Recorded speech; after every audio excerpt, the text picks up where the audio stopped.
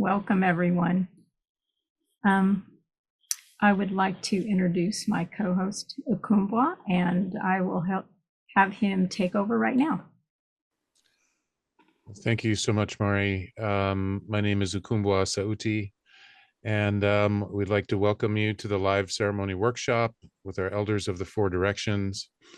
I am living in the area of the Wampanoag and the Massachusetts people, the Pequot, in what we call now in the colonial world as Massachusetts. I am an initiated Dagara elder from the Dagara people of Ghana and Burkina Faso.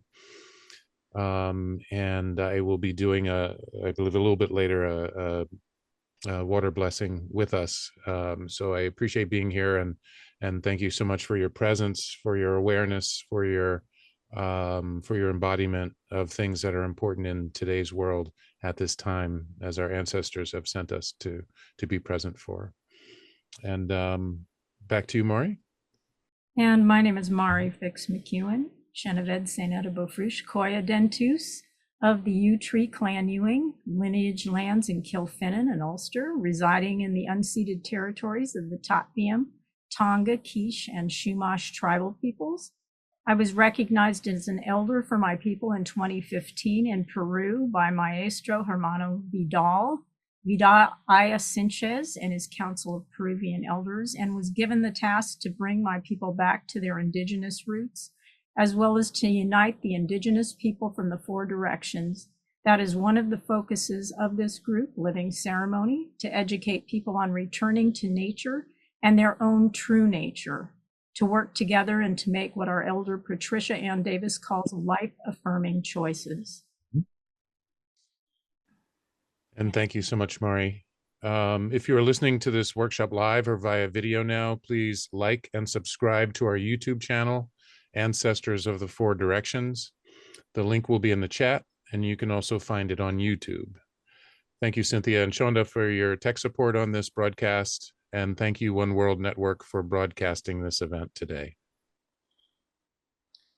We now begin with ceremony, sanctifying the space, calling in the directions, water blessing, and prayer.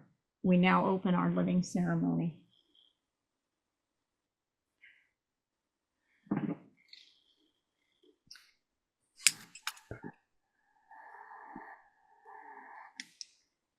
Grandfather Fire, Grandmother Earth, we unite you sacreds in holy union that you may bring about purification in your midst. Take in the purification, leaving everything that is outmoded, leaving your old beliefs, leaving anything that is not in alignment with your sacred being. And I pass to Cynthia to call in the directions.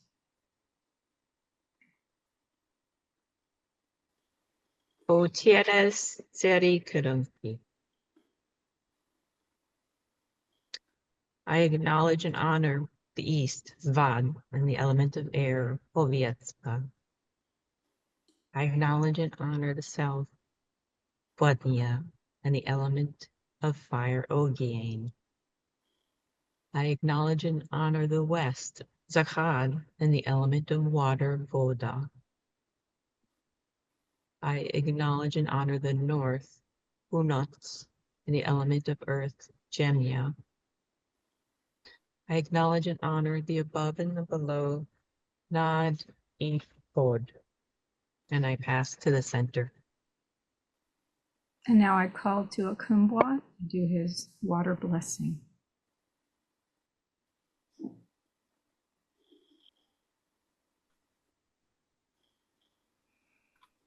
Thank you.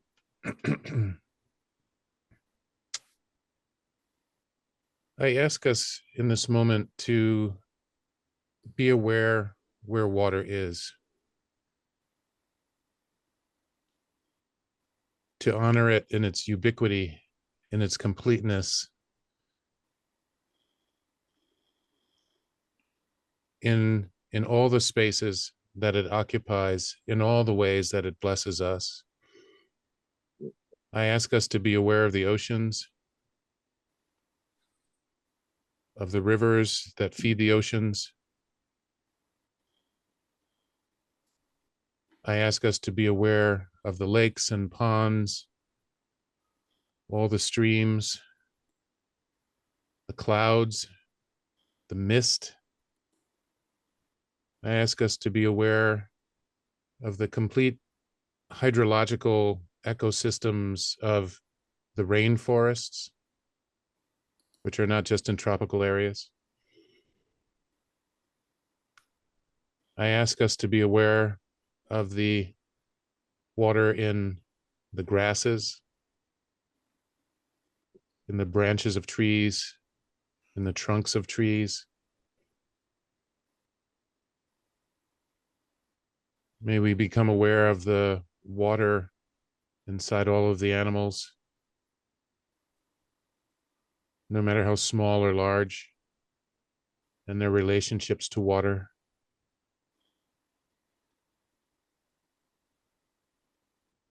I ask us just to sense outwardly about the places that water blesses us and where it resides, where it moves, where it cleanses, where it purifies. I ask us to become aware of where water is in us, how we feel it in ourselves, how we bring it into ourselves, how we relate to it, how we touch it, how it touches us.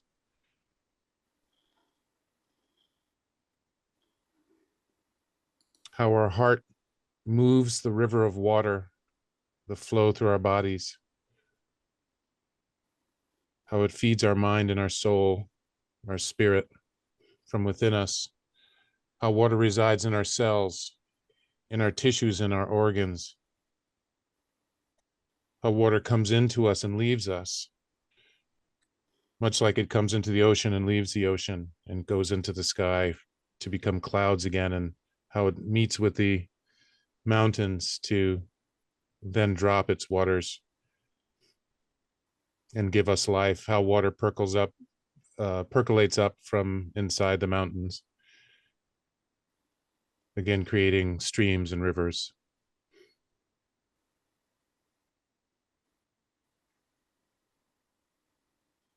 Again, I ask us to be aware of water in our body as water is in the trees around us, that there is flow in the tree, that trees hold water for us. We are their partners on this earth and partners in water.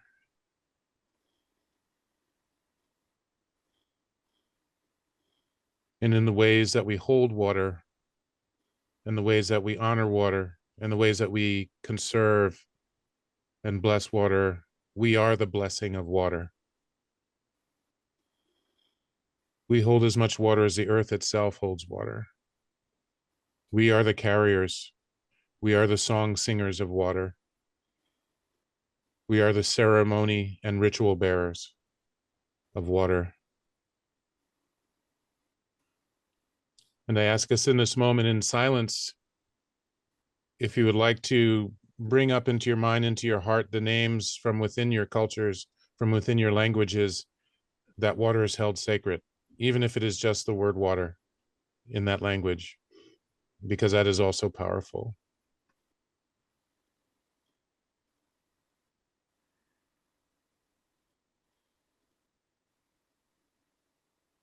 And as we hold that energy, that name, that power of water, I ask us to put our blessing, our special blessing upon the waters, so that the waters can also continue to bless us in the cycle of life, the hydrological cycle of water, the science and the spirit of water.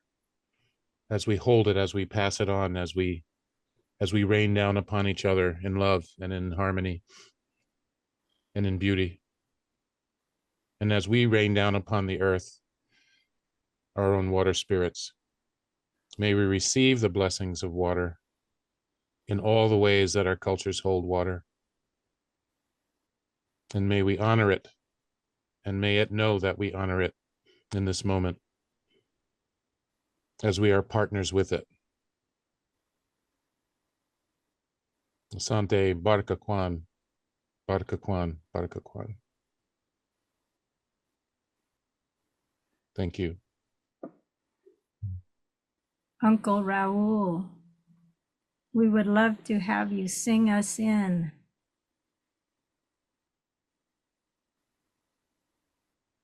Good morning. Can we spot? It's been a long time since I was with a group of elders, so I'm really enjoying this so far. And I know that the water inside of us has to vibrate, and we can have an impact in how our water vibrates. You know, we've seen images of water under the microscope. Water when it's positively affected and water when it's negatively affected. So as I sing in the four directions, I want to focus on making our water vibrate, making our water vibrate with gratitude for life, gratitude for being here. It's just a crazy time in the world. What we need is gratitude and unconditional love. I'm gonna sing in a four direction song. I don't have my drum, but it's okay. It's an old Sundance song. It's not the four direction song, but when I sing it in, I'll sing the four directions, the traditional four directions of the Lakota. But I am a Tolteca from Mexico. I've always lived like you, in a colonized state, but it has not been colonized all my life. I've been free in my spirit, and I thank Great Spirit for this freedom.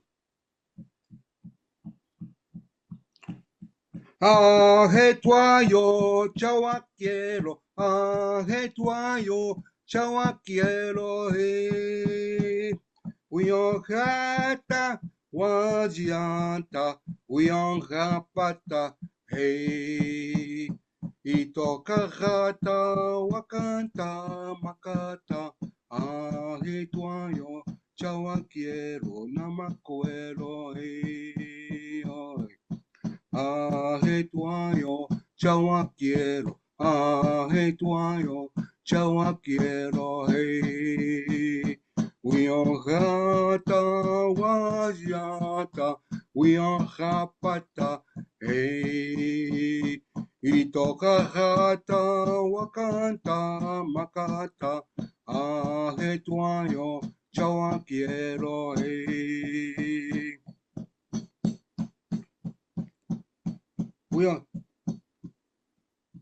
Uyonjata. I'm change songs. I want to go to the traditional four directions now. Uyonjata heya hey tuayo, netonka sheira, ahe tunwa, hey angielo hey. Chekiayo, chekiayo, ahe tunwa, hey angielo hey. Wajea ke ahe tuayo, tonka sheila, ahe tunwa, hey angielo hey. Chekiayo, chekiayo, ahe tunwa, hey angielo hey. We all have patake ahe tuayo, te tonka sheila, ahe tunwa, he angielo, ae. chekiayo, chekiayo, hetunwa, heyangielo, wa. Itoka hata ke ahe tuayo, ne tonka sheila ahe tunwa he angielo ai. Chekiayo ahe tunwa he angielo ai. Wakanta ke ahe tuayo, wakantanka ejia heyangielo hai. Chekiayo ahe tunwa heyangielo hai. Makata ke ahe tuayo, unshimata ke echia heyangielo he. Chekiayo, anagoptan heyangielo he. Ahom takese. In Tolteca, the four directions relate to Octezcalipoca. In the west, there's Xipetotec, the one who sheds his skin overnight to renew himself the morning, the direction of healing. To the north is Mictlan, the land of the dead, the land where we go to when we cross over, where we wait for our next incarnation. To the south, that Tezcatlipoca is named Yauyauki. His color is black. And to the east is the rising sun. That Tezcatlipoca is Quetzalcoatl. And to the south is the direction of children, new life, fortitude, and your will. That's the Huitzilopochtli Tezcatlipoca. He's blue, and he's the throat chakra. And those are the four Tezcatlipoca we pray to, as well as whatever is above and below. Thank you all for listening. Ahometakase. Peace to everybody. Remember, we have to be peaceful. No violence. Aho. Thank you. Thank you, Uncle. Thank you so much. Beautiful. Doing our spirit docent. Agasi go sent niart. Agasi niart tishkind. Agasin tishkind ulus. Agasin ulus and kirt. Agasin ulus and kirt an grafwi. Agasin grafwi a grado na ba fuad. Agasin grado na ba fuad a grado ola spirit. Agus gach maha savanan lesh. Grant, O Spirit, your protection, and in your protection, strength, and in your strength, understanding, and in understanding, knowledge, and not right here, but the being. And in understanding knowledge, and in the knowledge of justice, the feeling of justice. And in the knowledge of justice, the love of it. And in the love of it, the love of Great Spirit and all existence and of all goodness, that right relationship.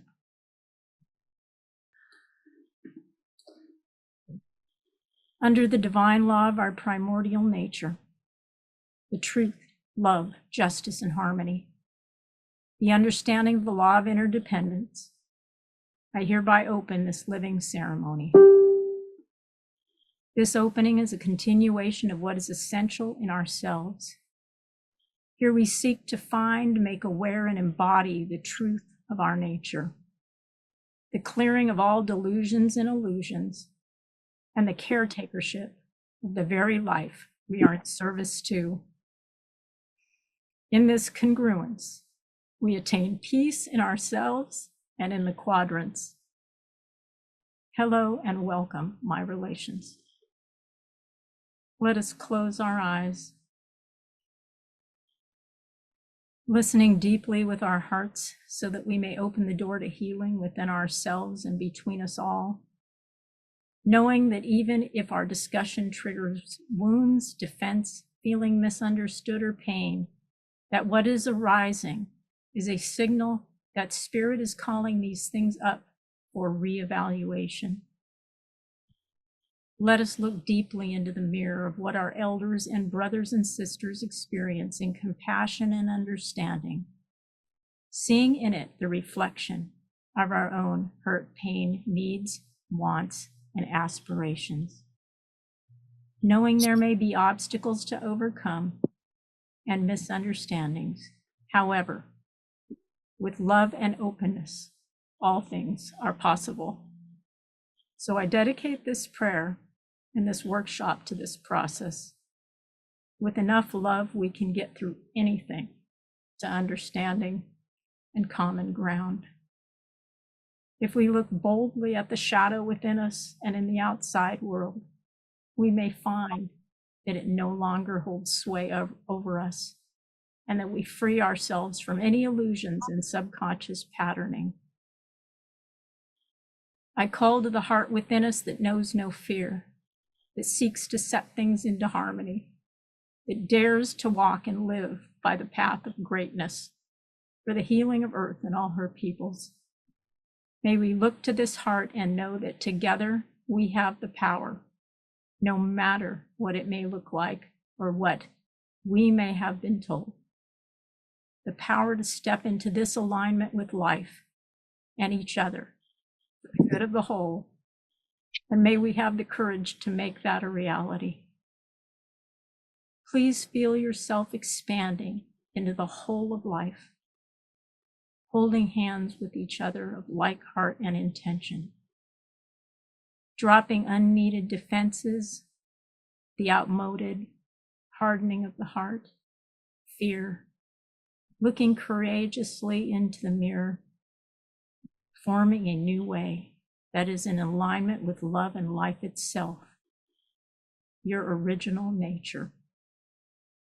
I now place our individual and group prayers for love and healing into the fire as we begin. Bless these prayers, Creator.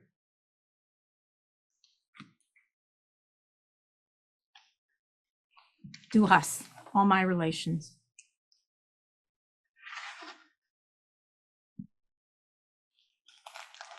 As you listen and participate in this workshop, stereotypes and generalizations may be referred to like white people do this or native people do that, the elite, the powers that be, etc.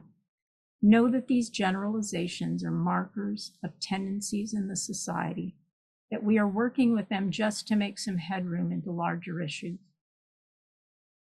Please hold an open stance while this happens, knowing that there is a greater goal that will be addressed as we have our eye on the big picture here. It also helps us to start redefining any cherished beliefs and clarifying definitions that may have been usurped, outmoded, or been accepted unconsciously. This is a space where you can empty out and lay yourself bare. There is no cancel culture here. It is our hope that all erroneous ideas will eventually gain clarity from dialogue, reflection, and insight, so that we can come to a place of true understanding for all concerned. And I pass to you, Ukumbwa. Thank you, Murray. If you're triggered or offended, as some of the material presented or shared may seem disturbing or disorienting, I invite you to notice. what need you may have that has triggered the feeling. As an example, if you feel that you are being indirectly accused of something, you might find that you have a need for fairness or to be seen for who you are. Make a note of this. Likewise, if you hear something that triggers you in what your brothers and sisters share, I invite you to look at the heart of what they are expressing and why. What are they needing by saying what they have said? Compassion, consideration, understanding, fairness, to be seen, safety for the children. Sometimes it takes patience to get to the heart of the matter and a period of uncomfortability. So we encourage each person to challenge themselves and to take the time to look carefully at each thing presented while feeling into it within, loving yourself and others through the challenge. Ultimately, we trust that you will take care of yourself. Our brothers and sisters on this planet are hurting. In fact, we are hurting too, but we may not realize it because we have been coping for so long. The hurt of one is the hurt of all. We are all intrinsically linked. We can't just let each other sink into the pit thinking, oh, well, it wasn't me this time, and go about our daily business. That's not love. Something dies inside when it looks away. Something shuts down. Something copes that shouldn't. Something stiffens and puts a blindfold on, collapsing at the mental enormity of it all. And it may come knocking at your door next time. We wonder why we have lost that joy and spontaneity of our youth, if we ever had it. Going along with society's atrocities is perpetration on ourselves and others. We're not meant to live this way. That is letting the mess spread. It's an honor to do this repair work. It's not a burden. It's what's called for now. Look around you, it's obvious. It's time to free ourselves to see the truth and then walk it. It may require giving up all our cherished beliefs and understandings about the world and being present. It may require openness and stilling the chatter. You may not even recognize that old self after this happens, the one you previously held on to. Are we willing to seek the truth and be love? Be the love we truly came to be. So here we are. What are we going to do about all this? How are we going to change this so we can all thrive? Let's explore, let's cry, let's get real with each other. Let's cultivate the deepest of relationships, where we can truly hear each other and meet all our needs, where we can heal each other from all the shame, pain, and dysfunction, even back through our forefathers, where we can live from our true nature in celebration. No one left behind, not even the earth and her creatures. A purely unadulterated act of love to end all madness. In this workshop, we will be discussing Indigenous insights regarding community and leadership. What is real community, true community? What does true unity mean? Healing and community, where do they stem from? What values engender unity and community? And how does it organically come into being? Can we redeem humanity from the transgressions we have created and endured? How can we restore the life system that belongs to all of life? Quote from Orland Bishop. What is true leadership, community, and vision from an Indigenous and folk perspective, and how is it maintained and structured? How are all needs met, including nature's? How is everyone and all life included? Are community and unity real values we cherish? And if so, do we think we can still support a world that seeks to divide, conquer, colonize, give perks and advantages to some, while making enemies of and demonizing and targeting others? Are we waiting for the government or religion to take care of this? Waiting for them to act civilly and stop being beholden to corporate and power interests? Is everyone included equally in community as it stands now? Are the advantages of some trumping the rights of others and the earth?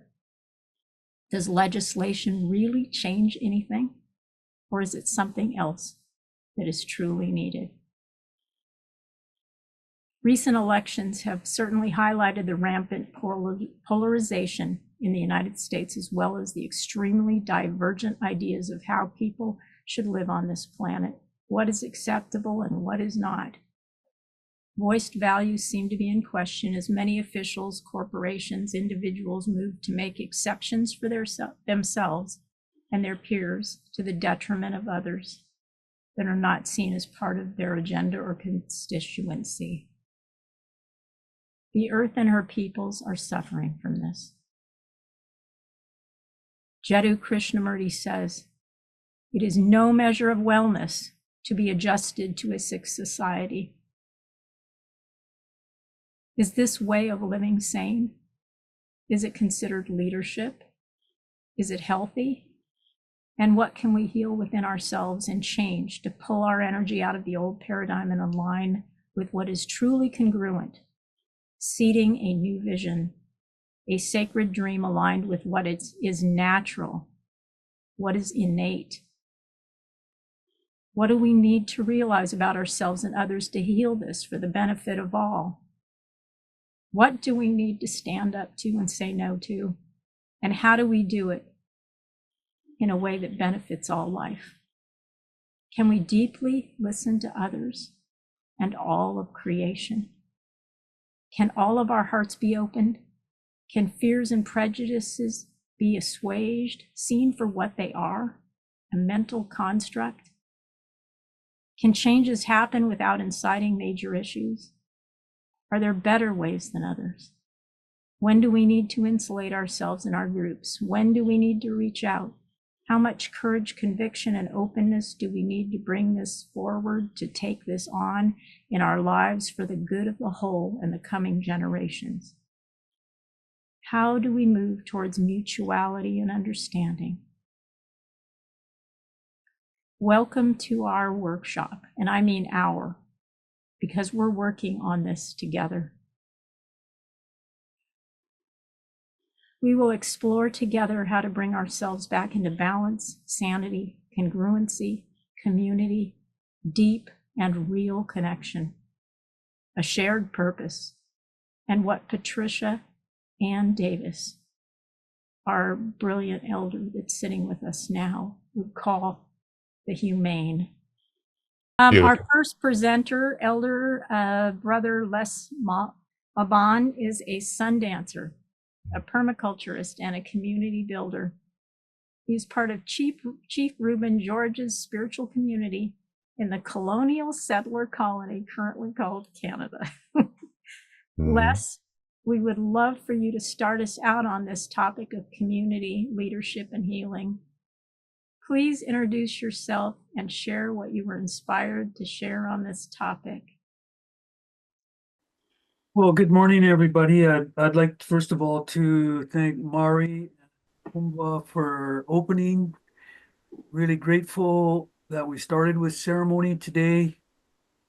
Appreciated the smudge, the feather, the prayer, and especially the water ceremony today. I want to bring that in today. The way I prepared myself to come and speak today is I spent time at the water. Sacred water, and I'm going to explain why it's sacred, especially within our community. So my name is Les Malbon. I live on Vancouver Island, and I live within the Nanaimo territory, and I live 4 blocks away from a community that's very precious to me, and that's the Nanaimo First Nations. It's a population of 2,000 people. It's a large population of Indigenous on this island. The largest populations of Indigenous people in Canada actually are in Western Canada and Vancouver Island in particular. So there is a lot of what they call Snawayath teachings to be found here. And I'm going to refer to those as I speak for a few moments. And Mari cut me off at the 20-minute mark because you know me, I'm going to keep going today. My spirit name has come from the Lakota people through Sundance and ceremony. Chetapajuta Hakasakyela, dry hawk medicine root is my spirit name. I want to thank Raul today for singing the Sundance songs today. I felt like getting up and dancing today and acknowledging the 4 Direction songs today. So that's a little bit about who I am. On the little bio that is there, on my mother's side, it's Patterson clan. So really grateful for today in relationship a little bit in regards to understanding Celtic traditions. And I've been engaged in that as of late, as we move into the solstice and the return of the light and also the dark. Grateful for this time, this inner work. And I think that this work that we're looking at today is of great value because I see people faltering, but on the other side of that, I see so much potential in all of this. So really, as I listen today, I've come to share and I've come to learn. And there's a beautiful reciprocity that is happening here. And I'm also welcoming all the people that have come and tuned in to this ceremony today. It is a ceremony going within ourselves. So a little bit about where I come from. I've had the good blessing to be with Indigenous elders. I want to introduce one of mine today. It's my spiritual grandmother, Grandma Kawasawat, from Snuneymuxw and also from Penelakut, which is a small island just down the way here from the big island that I live on. She talks about a teaching and it's called A Coat of Many Pockets. And essentially, this is a teaching, and it's a beautiful thing that's happening today because already I'm taking notes. I'm also remembering right now. I'm remembering things that, oh yeah, somebody had said that. So she's talked about having a coat of many pockets, which means put on that spiritual coat. And in that coat, there's many pockets. And in those pockets, you can put the teachings. I've received some beautiful teachings today already. I've reframed water through that beautiful water ceremony and thought, oh, that's an interesting way of framing that. The singing, the recognition with inner and outer and so on. So I recognize that. And at times when I'm going to be speaking about the elements and the earth and the air and the water and the fire and the directions, I'll remember Ukumbwa, the way that he did that ceremony, because it's not mine. I recognize that he's pushed it out into community, and I will share where that came from. And so that was Grandma's idea of the coat of many pockets. You put them in, you pull them out when you need them, you share them where you need them. And this is really what this ceremony is about today, this meeting of all of us, who I call my relatives. You are my relatives today by that earth and the air and the water and the fire and the connection. So I want to speak a little bit about what we learned there and where Mari asked me to go today. I was on, I went through some old notes today, and we did something with the Order of the Oak, which was basically with the Druids in Britain and having a conversation about how things are changing there, how it's connected. And really, when we were asked about, this idea of this dream and this new vision, I thought about that. And really what I thought about was this. It's a quote that I pulled out of my pocket. And it's this: the ancients have stolen our best ideas. These things that we're speaking about today, there's always been difficulties. There's always been challenges within cultures. And so what are we going to do about that? And how am I going to respond to that? And what are my choices in that? And what I've come to realize, first of all, it begins with me. And so one of the reasons that I'm on early today, and I'll stay as long as I can, is because I have another ceremony to go to today. We have a sweat lodge community that I tend. And that's why I will be leaving early. And why do I go there? Because it's about purification. It's around that water. It's about using nature, and it's using different ceremonies to purify us. And then there's a code and a conduct and all these ceremonies and all these different ways of knowing and being and understanding. And I realized that all of those ways of being and understanding actually are becoming one. They're all connected because there's a universal truth. And we have a responsibility to find truth, the individual investigation of truth. And this is what we're sharing here today. And we're seeing our humanity and our commonality. So I wanted to respond to that by telling you a little bit about where I live. So place value, I'm a big believer in place value. And what I presented in that Sacred Oak Summit was a little bit about our community, what I can do in the challenges of all this disunity. And it's been said by a number of the elders on there today, how I'm choosing to lead my life is for recognizing life. I'm standing on the side of life. I'm standing on the side of spirit. I'm a seeker of that. I look for that. I look at how I live my life. And so I bring ceremony into my life. It begins early in the morning. It begins with my prayers. It begins with my acknowledgement. It begins with reading sacred scripture from all over the world. It has an essence of meditation in it. I have a practice. I have a way of being. This is the way that I live my life. And I need to be true to that. And as I learn more truth of myself and my inner reality, then I have a responsibility. And that responsibility is to serve the people, to serve life, to serve the female aspect of the world as a male, to serve all of humanity and all of life. And that's how I need to hold myself. And I try and look at that each day. And when I fail, I get up the next day and try again. But I'll continue to do that. I live in a very interesting community, and I move in between communities. And so I live in the south end of our city. And what we have developed is a very interesting community plan.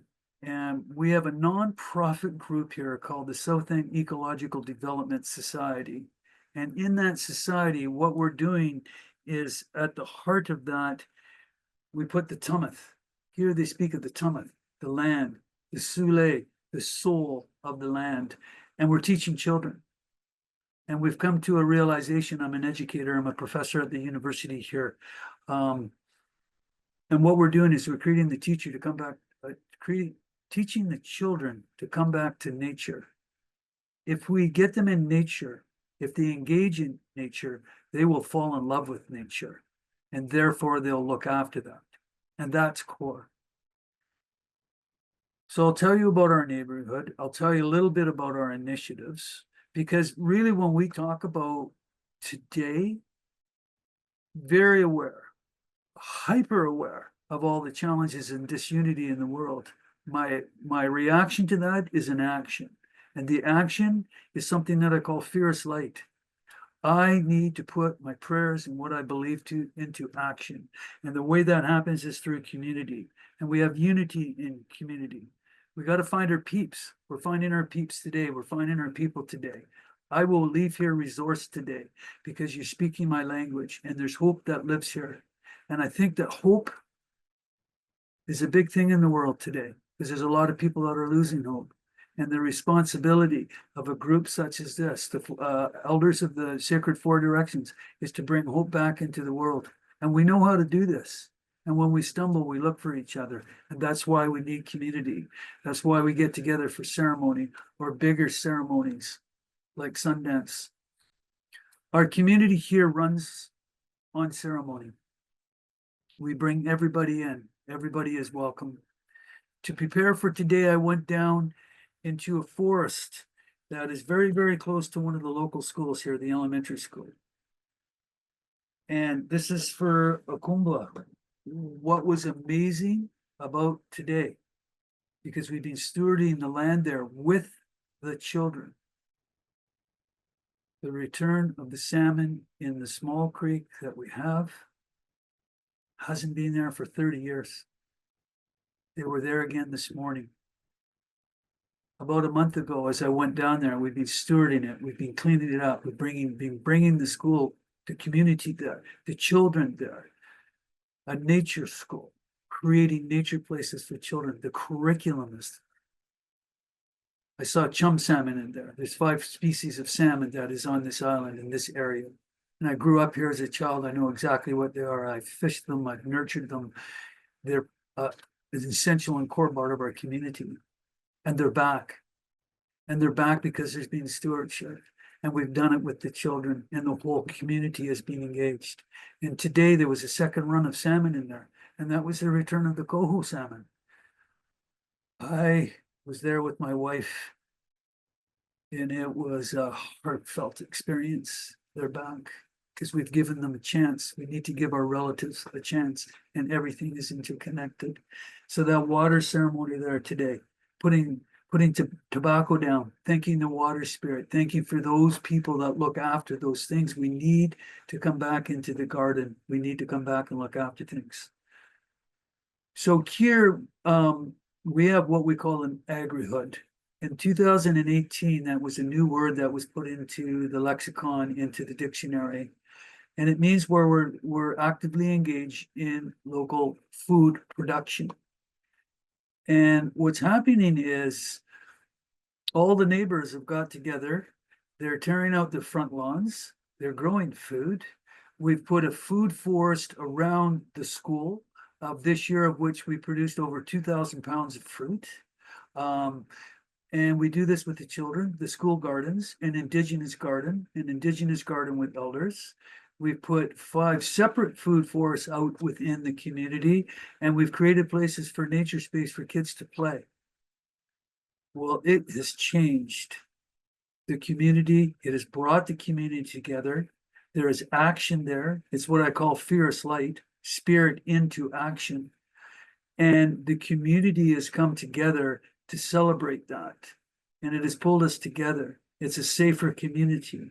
The children move through the community and they know who the neighbors are, the elders are, the other kids. It's like going back 50 years ago now. The kids are on their bikes. They're safe. We have gatherings down at the school ground. We center around that school. And we have harvest celebrations. We have Earth Day celebrations. We will have a solstice celebration down at that creek that I just described with the returning salmon. We're coming together. We're getting to know who we are again. And it's all based on looking after nature. Here's where it gets interesting. Other community partners have wanted to become engaged. They see the value of that, the values of how we're living. And values are only as good as virtues. And virtues is when we live the values. We're honoring each other. We're respecting each other. We're connected back to the land. We're seeing everything as related. And we're seeing the sacred in it. Here they call it kaka, the sacred. Remembering the sacred of the land, remembering the sacredness of the children, remembering the sacredness of life, and honoring that and bringing it forward and having a responsibility to it. We had so much food production in our community that we started a local food stand. And this is within an urban, somewhat around us, a little bit of forest and some creeks and so on, but generally it's an urban space. We had so much food that we were giving food away. Living in the south end of the city, there is a lot of unhoused, and they're in our community in this city, like many other cities now in Canada. It's a reality.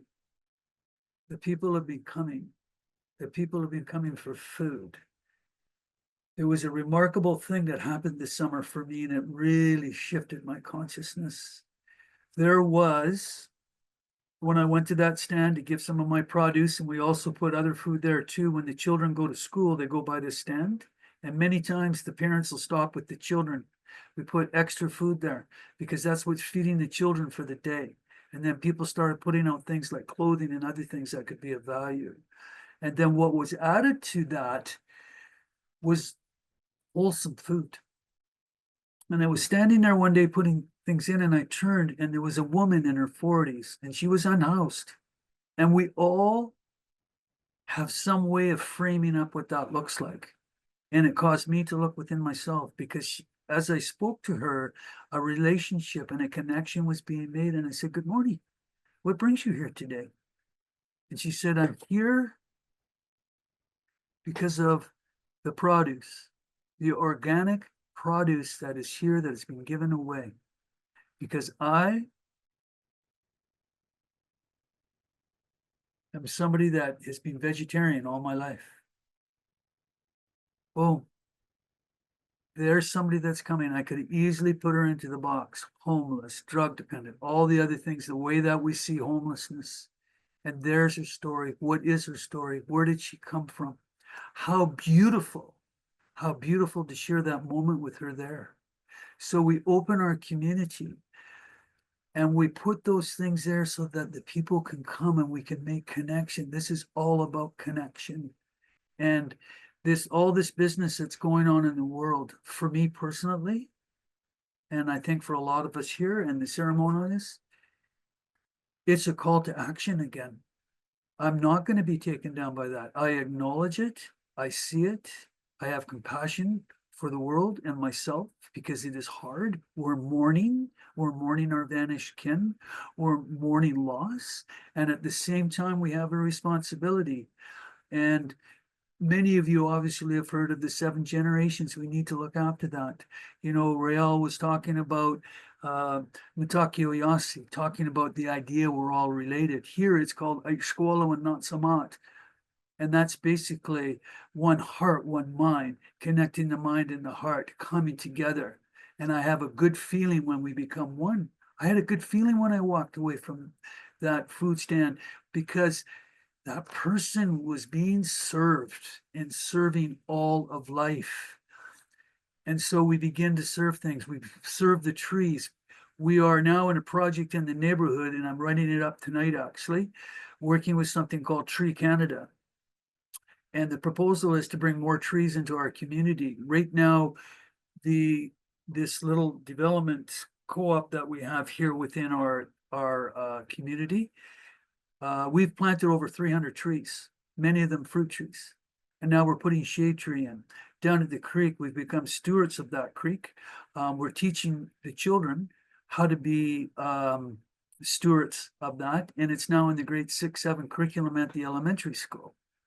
And so they're going down there and looking after it. And the trees we'll plant there is willow. Why do we plant willow? They grow quickly. They shade the tree. They're going to be good for the environment, for the salmon. And then the kids start to understand the symbiotic relationship of how all things work.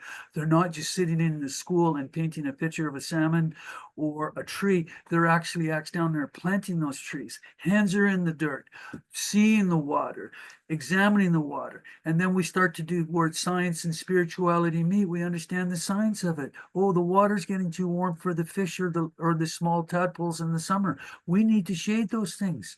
And then we start to see the connection and the symbiotic relationship of everything, which brings it to a spiritual context. Everything is related. Everything is one. We are all connected to that. There is no separation. Ukumbwa's story of the water, when I thought of water within inside myself and my heart pushing that river, as you described, it was elegant and it's beautiful, and it's a reminder of how we do relate. Again, earth and air and water and fire, we share those elements. We have a common process, and the commonality is life and the sacredness of that life. And that's what we're teaching the children. So what's happened is that we're working, different groups in the community are seeing what's happening with us now. And there's 2 other places in the community say, hey, we want a piece of that. We want to bring life into our community too, for the children. We want to have this idea of education of the next generation. So we call it K to 20 in this neighborhood. The university is coming. The master's students are coming from education. They're coming from nursing. They're coming from international students and coming and supporting the agrihood, putting their hands in the dirt, pulling out weeds, planting trees, supporting children, all coming together to form this community and feel good about that. And we started with ceremony. We put tobacco on the ground, and there's many, many, many traditions that you can draw from. It's the intent of the prayer. And all prayers are the same, no matter where they're from. It's that connection with all things and the sacred and what it means to be a sacred, spiritual human being. So we bring them in, they help in that way.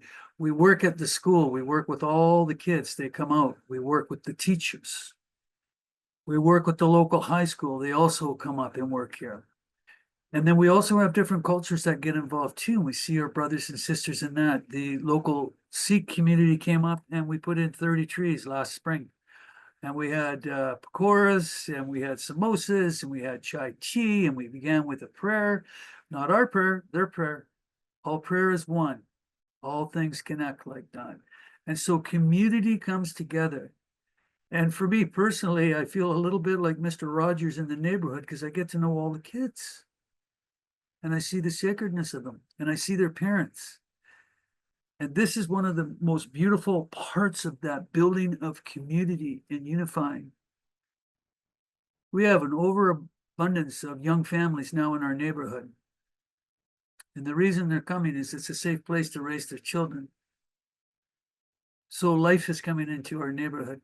And the elders within the neighborhood are seeing those kids, and that connection is happening from the young to the old. And as we do that, we begin to get out there and do these things together. We start to talk story because it is all about story and narrative. And that's what we do. And we're sharing and we're putting all the teachings that come with the people from wherever they are, and we're putting them in that coat of many pockets. So I thank you for that today. That's just a little bit about where I wanted to go with you today. And ultimately, I'll say again, 7 generations into the future, one of the teachings around that, and it's always with me, it always comes out of my pocket. It's always a reminder of my sacred grandmother, Kwasawat, is the decisions we're making in the neighborhood are ones that should benefit the community 7 generations to come. It's not just something that's going to benefit the generation that is here right now. That is a revolutionary but ancient way of thinking. And that's changing and shifting consciousness. And so those children will be looked after. Remind him of an East Indian poem, and it's basically from Tagore. It's blessed is the man that plants a tree and will never know its shade. That's a blessing. And we're serving humanity, and we're serving life, and we're serving the children, and we're teaching the children of that idea of the sacredness of what it means to be alive.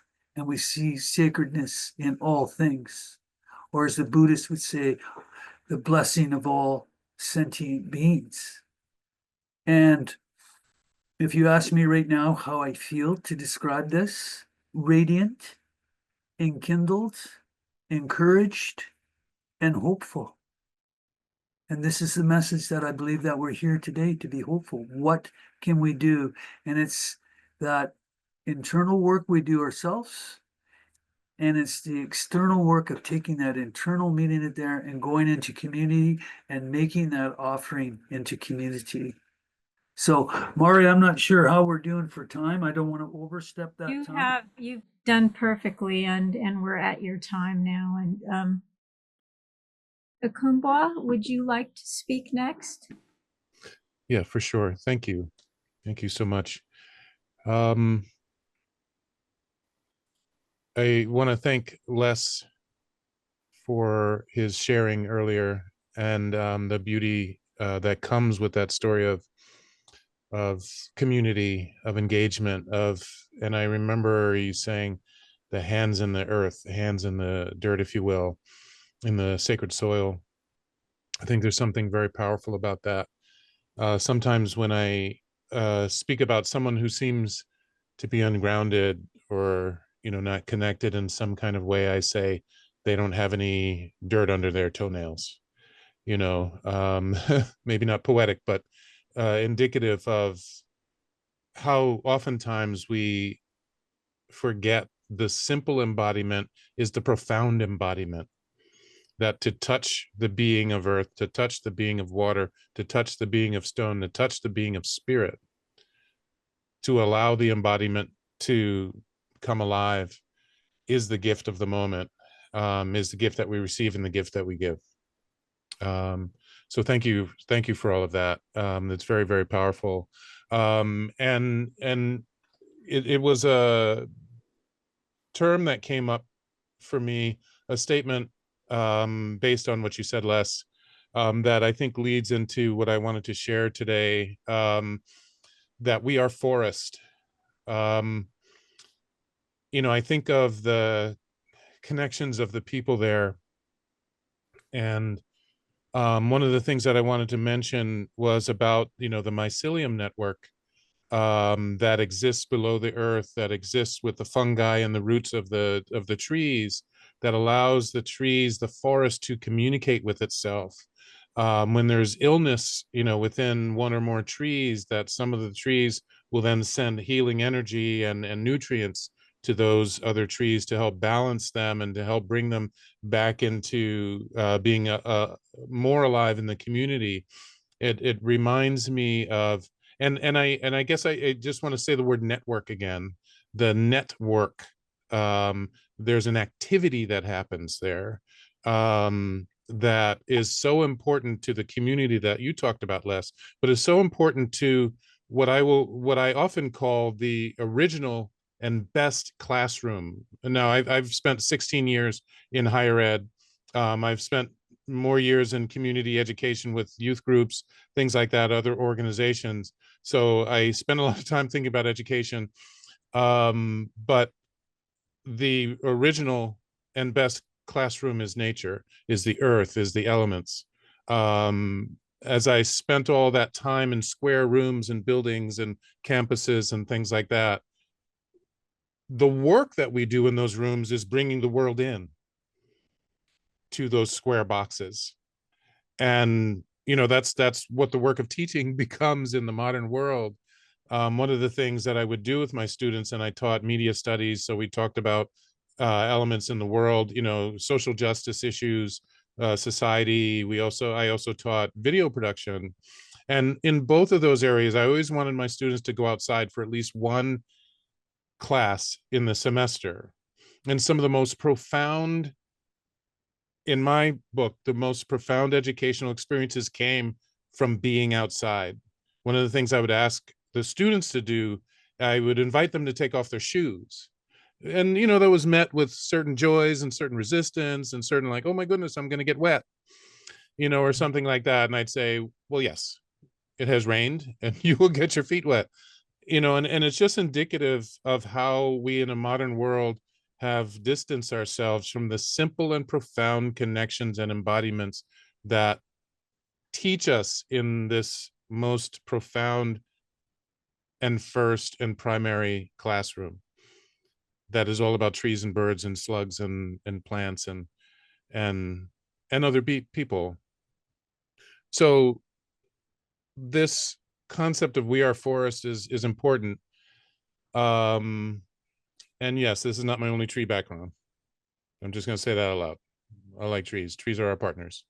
There it is. And in that sense, as we think about the mycelium network, as we think about the root systems that help and support each other, I think of things like mutual aid, how we help feed other people that might need us, that might need our healing energies, that might need resources, that community and unity is based on network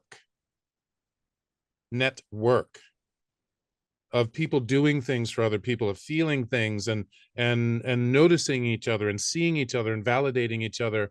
As in a forest, the trees are always validating the trees.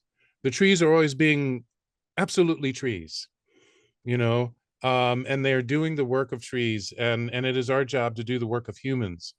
informed by trees, informed by birds, informed by the waters, informed by all of the lessons and the teachers that come to us through our indigenous traditions. And that's where they come from. That's where they come from. They are old teachers, and that become anew when we discover them, when we allow our children to see them and feel them and embody them, like again in your stories, Les, that you've said so beautifully. And I appreciate that so deeply. So one of the things I just wanted to mention was, and you talked about standing on the side of life, which is a beautiful, beautiful, beautiful statement. And also, it reminds me of our presence with life. How are we present with life? How are we present with the trees in our neighborhood, with the water systems? Do we know what our watershed is, where it comes from, and what state it's in? Do we know that? Have we visited it recently? And a quick story, I visited years ago a waterway that's very near a big train station and highway. And I knew it needed attention. And I visited it for the first time. And I gave offerings there and prayer. And interestingly enough, I was sitting there by the edge of the water, and a white rose was in the water spinning. And it came to be in front of me, spinning in the water, turning, revolving. And I saw it, and it spun away back into the water down the river. Now, this is the first time I went to visit this body of water. I knew that was a gift from the water. It was not surprising, but it's always empowering that the water felt heard and gave me a gift I would understand, because I love roses. I love the smell of roses. So it was no coincidence. And my modern brain wants to say, well, how could that happen? What was the wind patterns? And why would the rose be spinning? Spirit doesn't care about that. Spirit says, I've got to give you a gift, and you're going to get it. And if once you see it, I'm out. I'm not going to dilly-dally. Message delivered, and I'm gone. And it's just an example of what happens, what can happen. That's not going to happen to everybody. That's okay. But what happens when we create a presence with spirit, with nature, with the elements, that there's a dialogue that happens, and that we are forests, that there's a mycelium network between humans that we have to engage, we have to enliven, is part of that gift giving, part of that reflection. Water is about reflection. I think about great blue herons a lot, and how they hunt in the water, and how they see through the reflection actually into the deeper qualities and gifts of the water. And as they move slowly through the water to find the things that sustain them. But again, water is very much about reflection once light comes into the picture, but there is depth beyond those reflections. So with our presence with life, presence with nature, we must be in observation. We must be able to look. And even if we don't have the gift of being able to see with our eyes, we can see with other parts of ourselves. We can sense with other parts of ourselves. We can touch, we can smell. We can tell when a body of water might be healthier than when it's not, by the smell. We give ritual, we give ceremony, we give embodiment, we bring ourselves to it. Going to the beach and jumping in the water is not just going to the beach and jumping in the water. There are gifts there. And for people of African descent, our ancestors are there. If we were talking about the Atlantic Ocean, through the Ma'afa, through the horrors of the slavery trade. And we know that our ancestors, that's not the only way we connected with the ocean, because our ancestors were seafarers also. But a trip to the water is not just a trip to the water to get wet. It's to get blessed and to give blessing. So when we think about unity and we think about community, water can be a real gift to that process, as water helps us to connect with our feelings, especially from the Dagara perspective. I'm not saying this has to be the universal perspective. That's not what this is about, because there's great unity, diversity and unity. The same with any forest. No two trees are the same, though they may be the same species of trees, the same kind of tree. And there are often many other kinds of trees in the forest. But our feelings are flow, and our feelings are change, and our feelings are purification, and also transformation. And being able to give these gifts of change and resolution and transformation to others around us is the gift of community, is how we come to a space of trust. And I heard that in the story of Les, and I've seen that in other stories. I've seen it in the work of the Black Panthers, the Black Panther Party, who created gifting of others, gifting in the breakfast programs, and in if you will, even in the self-defense of our neighborhoods and our people. There was this water consciousness of flow between people and the trust between people, and doing what we needed to do to protect that we are forest, to protect those forests of humanity. The term radical compassion comes to mind with all of this for me. And it connects to our ability to care enough about those things that are not us, those people that we do not yet know, those people and things and places that we have not yet met, those futures that we have not yet lived. As we talk about the seventh generation, we have not yet met and seen the seventh generation. But our radical compassion asks us to be concerned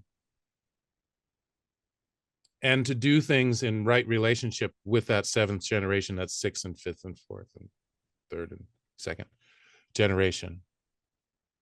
So that radical compassion asks us to understand each other, to build trust with each other, not only in our own communities, but across the boundaries. And we know that the world we live in now is trying to break that apart, and has broken that apart for us. It has taught a distrust of each other, a distrust of nature. It has taught us a distrust of water and of the earth itself, as many of us follow into paths of domination narratives and actions, that colonialism has done, and the Wedico disease that Jack Forbes talks about in his book, Columbus and Other Cannibals. Strong suggestion to those of us who are readers out there. So with water, we have the promise of unity, of reconciliation and resolution. And these are all things that we need to help tend to community, which is an action process. It's a verb. Community is yes, a noun, but it's a verb. As we network, like the mycelium network that's underneath the ground, that gives birth to the life and the trees and the fruit and the branches that we see and that we benefit from.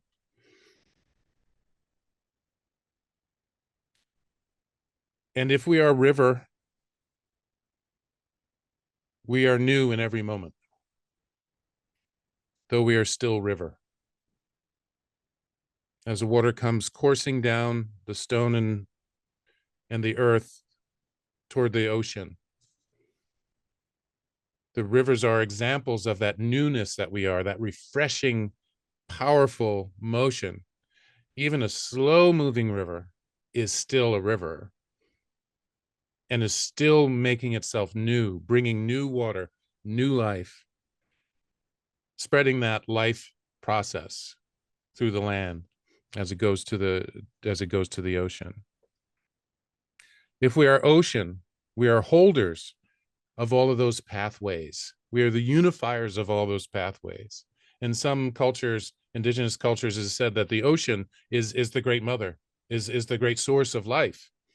And it reminds us of the womb, of course, that we are all born through. All those pathways of the river flow come into the ocean, and we hold life there. We hold life there. If we are rain, we are life givers, gift givers, and we can be rain. We can look at rain as an ultimate gift, And we know scientifically that we are alive today because of rain. And I always remember one of the openers to the documentary Planet Earth, that the episode about water, that said 3% of the water on the earth is fresh water.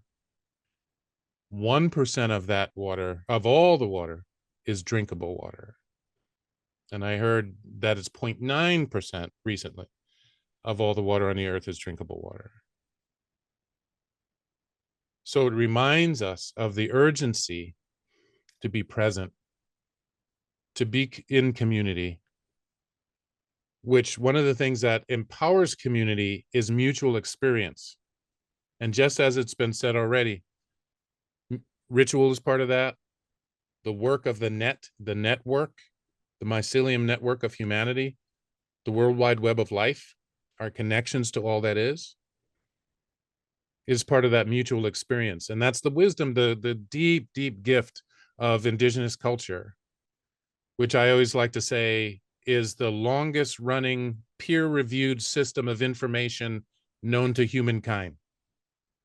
Okay, we want to talk about academic journals.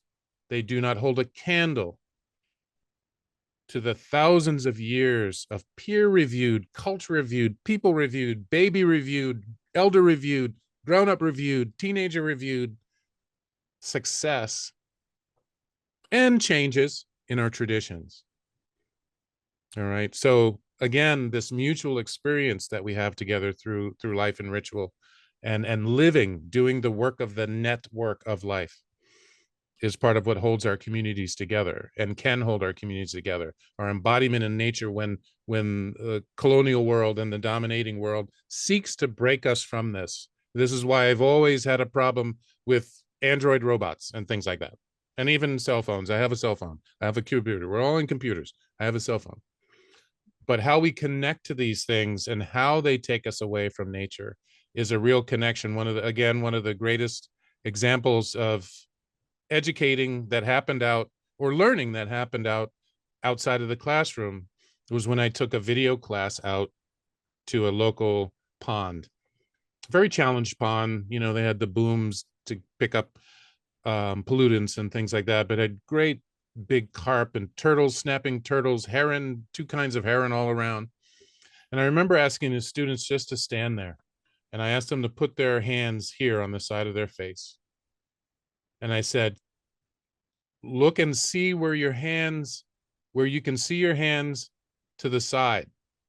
Now, these are students who had grown up on cell phones and screens.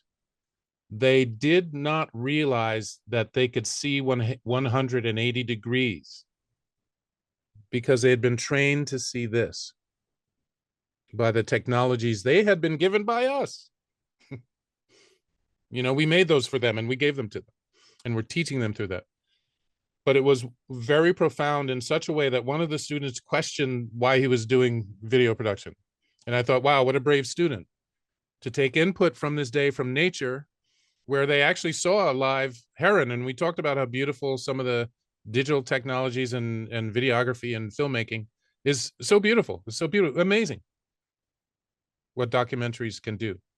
But none of it was real, and they realized it that day. And that one student said, wow, what am I doing creating a world that is not real, recreating a world that is not real? But I was so appreciative that he questioned. And I thought, okay, we're going somewhere now. You know, we have something that we can really work with. One last thing that I'm reminded of, and it was a gift that was given to me in some spiritual work by an Ecuadorian practitioner. It was an awareness of vultures and condors. And the kind of ugly work that they do. Many people say, oh, I look at a vulture and a condor and you say, oh my goodness, look at their face. You know, they got no, feathers on their head and they look bedraggled and things like that. Oh my goodness, they're picking at this body, this carcass, you know. But these vultures and condors do some great work in the environment. And they are looking at hard things. They are looking at dying things. They're looking at dying ideas and embodiments that need to be reprocessed and put back out into the world. One of the gifts of the vulture and the condor is that what comes out of their body after consuming and transforming that which is rotting is antiseptic.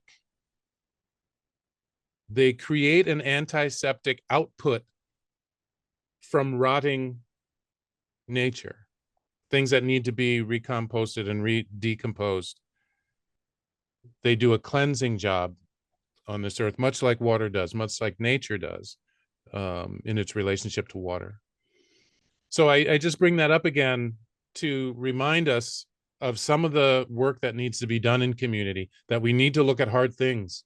We need to thrust our head, our consciousness into some of the difficult things, and to be able to come out in a way that allows us to learn, it allows us to move forward, it allows us to create antiseptic, clean, beautiful movement out and forward and into each other, so that our radical compassion can come alive, that the forest that we are can be strong and beautiful and rich and abundant. And water feeds all of that. Thank you. Thank you for the time and the trust with that time. Thank you so much, Ukumbwa. I would have gotten to some questions before that, but our next speaker, I think, needs to be speaking right about now. So we'll do questions after she's spoken. Sis Kuen Cheung. Yes, so thank you. Thank you. Yes. It's I yeah. would love you to introduce yourself. This woman is phenomenal. She is a student of Thich Nhat Hanh. She teaches mindfulness, nonviolent communication, facilitator, and nonviolent communication. Marshall Rosenberg is very famous for bringing warring tribes together so they can work out their differences, and then they find their common humanity together and start working together. It's so powerful. And I met Sus through and she goes by Christine also, by the way. I met her through Marshall Rosenberg's website. I was looking for somebody to come in, and she's graced us, and she's coming all the way from Hong Kong. So I want to turn over the spotlight to her so she can give us her offering that she has. So now my turn, right? Yes, it is. Yeah, thank you. Thank you. Oh, great. Yeah, thank you for this opportunity to share with you all. Yeah, I trust that is my spiritual ancestors brings me here. So today, I also prepare a short PowerPoint in order to make it more clearly. And okay, maybe I just share screen first. Yeah, so as Mary introduced, I come from two traditions. One Zen master, Thích Nhat Hanh, yeah, and then the other one is Marshall Rosenberg, founder of nonviolent communication. And then today, I would like to share two parts of their teachings. The first part, Thai, we call him Thai, and then there is a video here. I would like to share with you from his words. Really, that speaks to me, and I would like it is very meaningful to share with you all here. It is about you know in the video.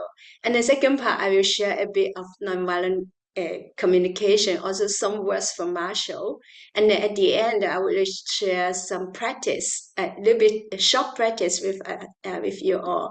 So I hope my essence is enough for you to understand my English lesson. Okay, so the message from Thai later I will talk about it. Now I would like to share. This is Thai. The points that we have to discuss in our in our Dharma discussions. It's about 3 minutes. One day,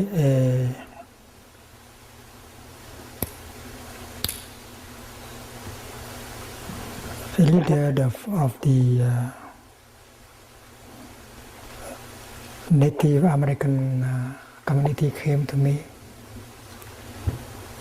We met in Vermont, and he invited me to join him in speaking tour in Europe and others to speak about the plight, the suffering of the Native Americans, to draw the people's attention in the world to that suffering. I invited to sit down and to have a cup of tea with me. And very slowly I tried to tell him that the first step is not that. The first step is that he go home to his community and help his community to practice these kind of basic things, like the 5 mindfulness trainings, creating brotherhood, sisterhood, awakening, to free ourselves from wrong perceptions, from wrong discrimination, because discrimination does not only exist in them. Discrimination does exist in each of us.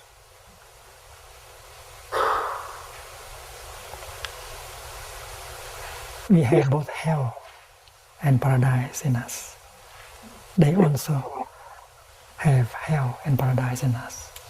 So if we are capable of touching paradise and transform hell in us, we will be able to help them touch the paradise in them and transform hell in them. They are no longer our enemies.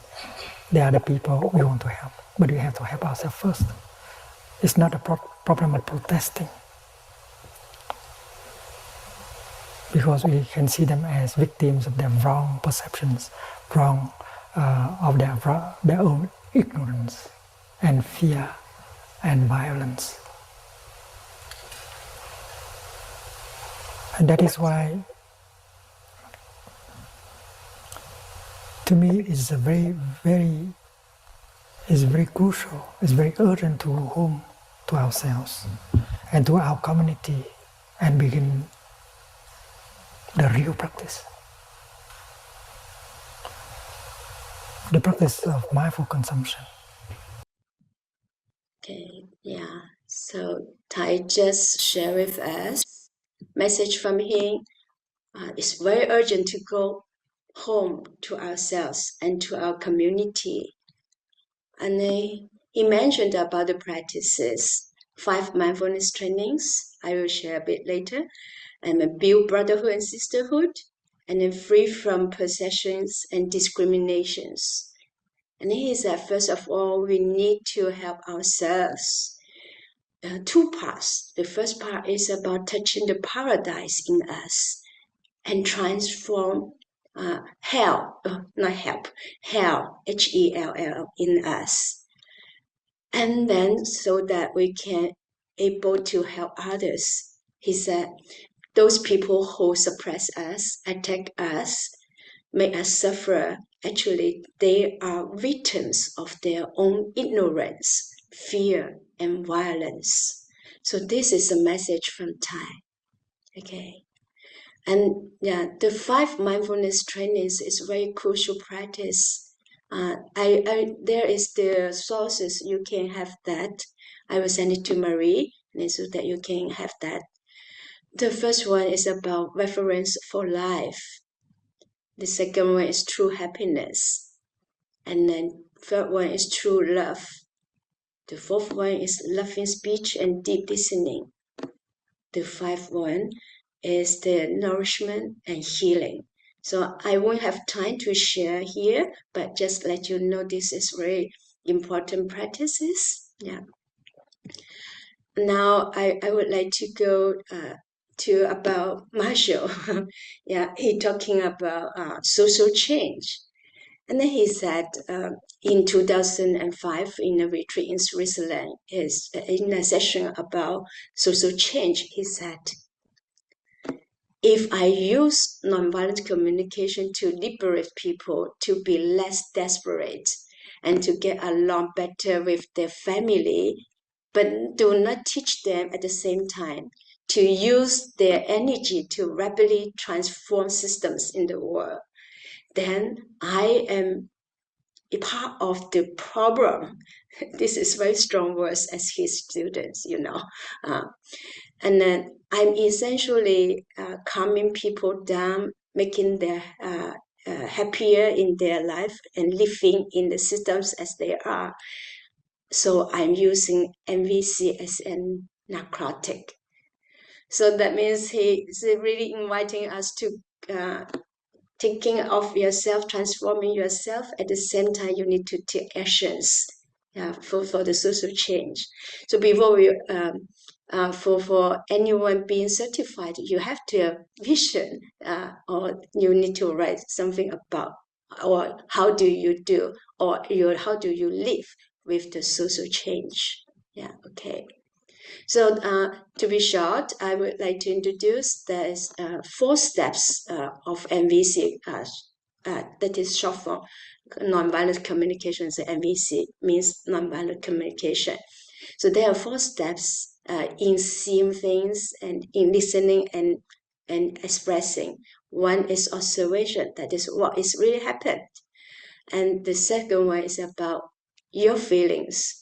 And then your feelings comes from what is you need, and the request. When you know your needs, and then you can make the request. So this is all the things I share here with PowerPoint. So, and we see, and in our daily lives, we normally being triggered, right? So many things internally and externally being triggered. When we're being triggered, how to respond instead of react, unconsciously.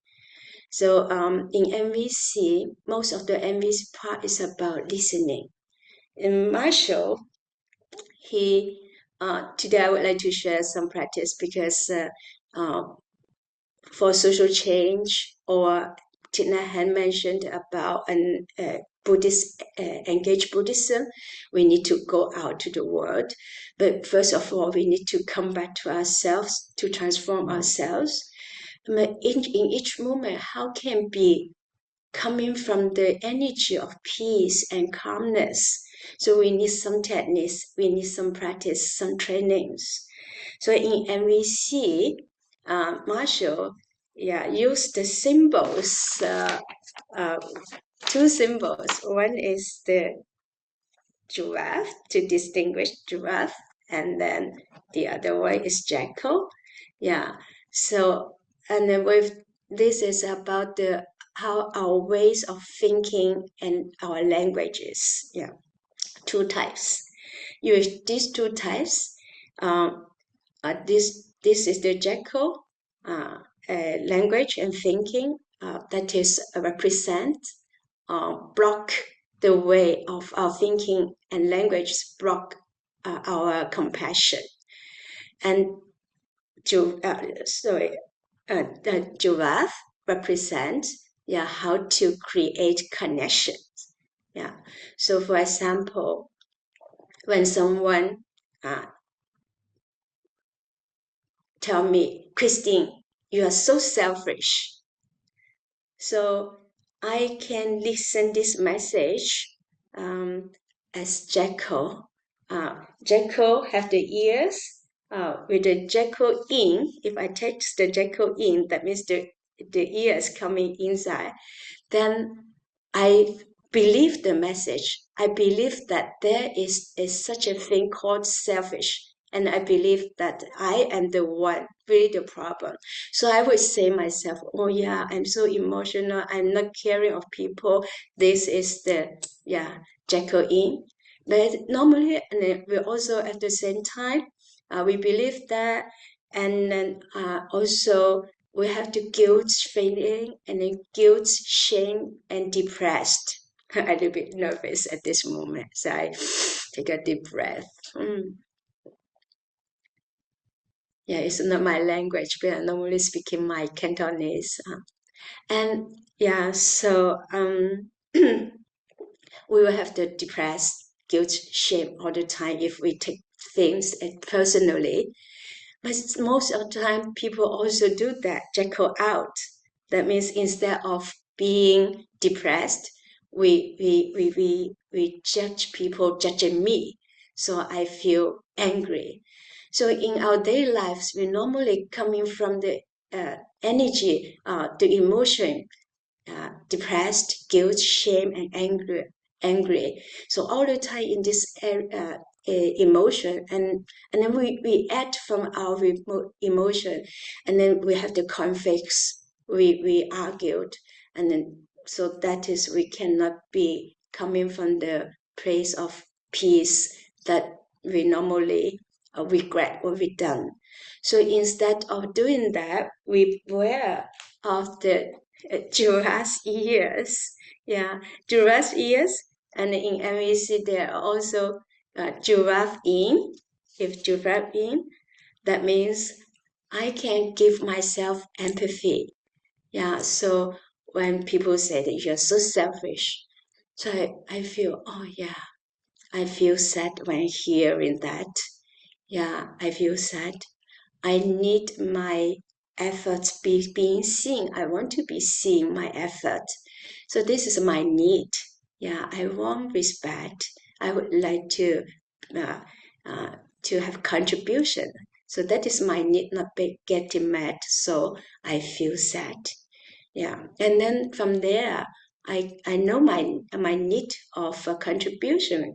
Then I can do something from here so that I can make requests to myself and to others.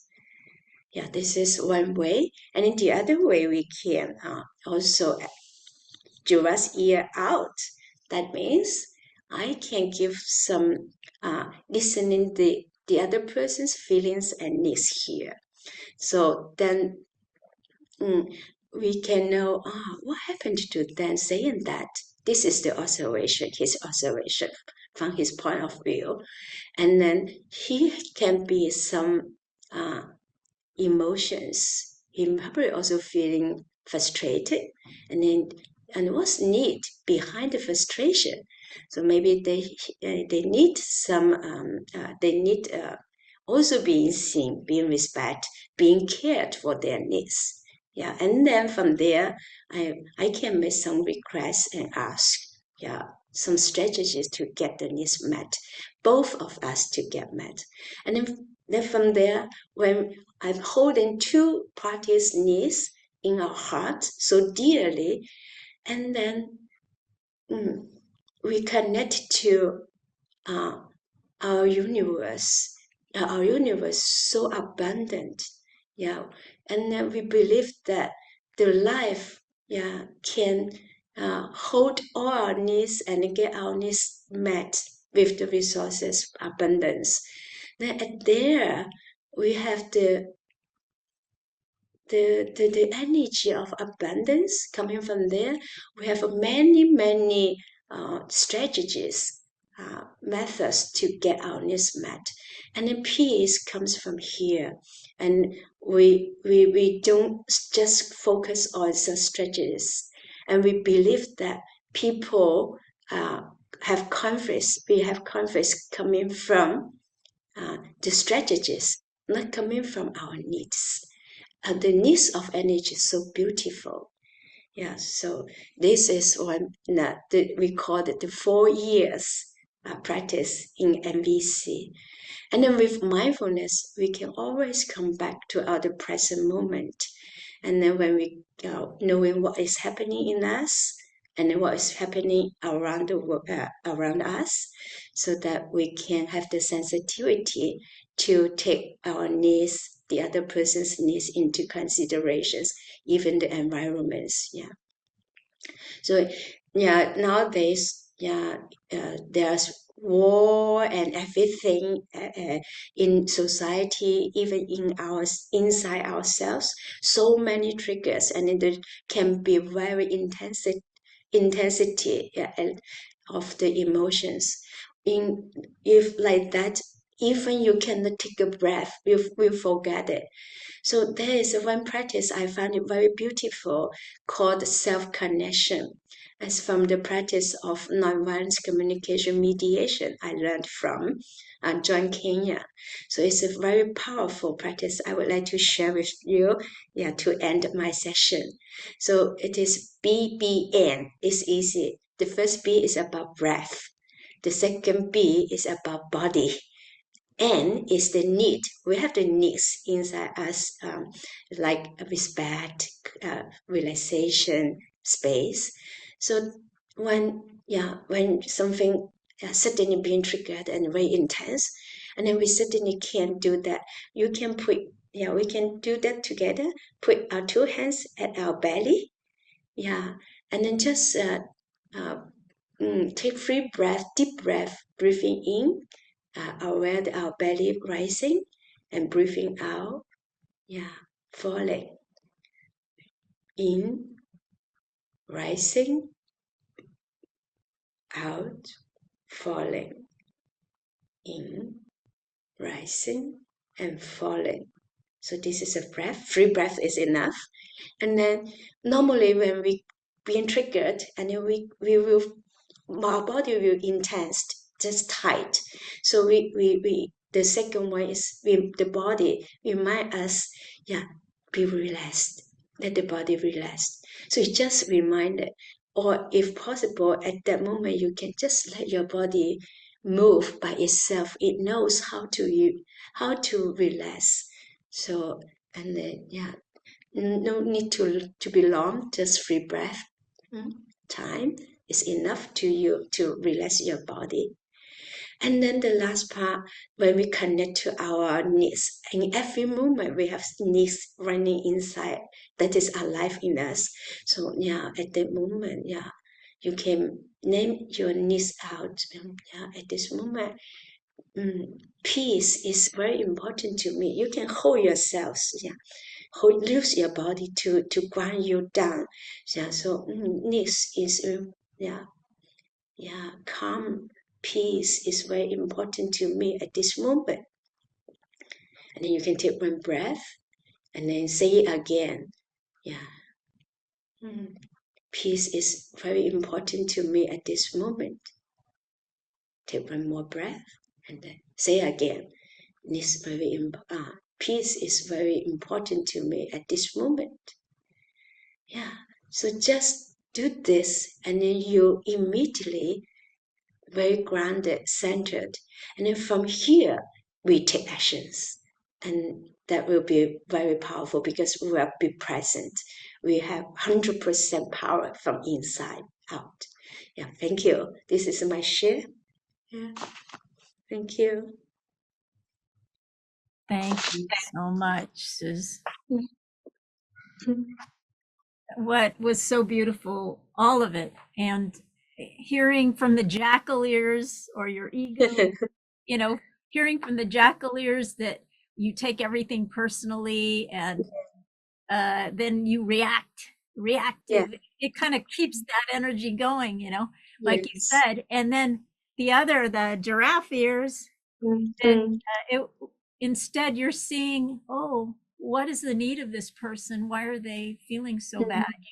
You're giving them a little bit of grace or a little curiosity and not assuming things and being present to allow the relationship to happen, to allow them to feel cared about. And sometimes you can't do that. Like you said, sometimes you have to be self-compassionate for a bit. Yes.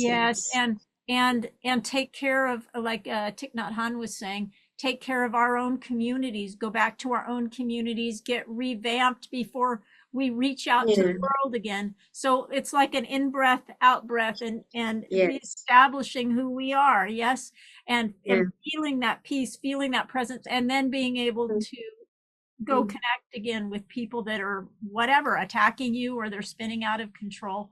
It's like we're being the bigger person, but sometimes we need to take care of ourselves, take care of our communities, and then reach out again. Because, I was thinking also that if we don't reach out also besides that, then the other communities that don't even understand us, even if they're not, and we expect that that they should, sometimes they come for us and they come to do dirty things, unfortunately. And in that, if we start reaching out to more and more people, it will be exponential, like a plant that you put the seed in and then it starts growing. But then, of course, we keep coming back to our communities to nurture more and more ourselves so we can be in that peace and presence, and also to really know who we are in a sacred way, and drop all those false beliefs of what we might think we are. This is so beautiful, and I want to open up the chat to for people to ask questions if they have any questions for our first three speakers. And do you have to leave now? Or No, I can stay maybe 10 more minutes. Okay, so the chat is now open, and if you have any questions for Ukumbwa, Les, and Suzkun, please write your questions, and we'll take the ones for Suz first. So any elders want to comment while that's going on, while we're waiting for people to write any questions they might have? Does anybody want to say anything? Yeah, I just want to add one sentence. Our teacher said, Dineh said, yeah, the way out is in. Yeah. The way out is in. Yeah. Actually, this I put my topic today. That is so beautiful. It's interesting because, and I'm waiting for questions, but the chat is open if you'd like to. Okay, somebody's saying they really agree with all the wisdom that's being shared here. So we really appreciate that. It's so beautiful to, I think when you postpone jumping to conclusions, like somebody could be hurt or who knows what is happening when, let's say someone's nasty to you or doesn't like you because of your skin, or it could be anything. We don't know what caused that to begin with. And you still have to protect yourself. You don't want to sit there and, have them do something horrible to you. But the more you can stay calm also and understand that they might have been injured as a child or any sort of thing, then we have the ability to be able to act from a place, like you said, when you're calm, act from a place that's more mature and a place that's not triggered, a place that we can be available to help kind of unravel the issue. Yeah, in our practice in MVC, yeah, Marshall said that don't be a nice dead person. Don't be a nice dead person. Yes. Yes. Yeah. And then this is Jekyll represents the words that the violence and other things, judgment. And actually, when we being triggered, so in mindfulness, we come back to breathing or do walking meditation to ventilate the energy. At the same time, in MVC, we also have a practice called Jekyll out. So that means we have a lot of judgments inside us, a lot of violence and a lot of words and energy so intense, so strong.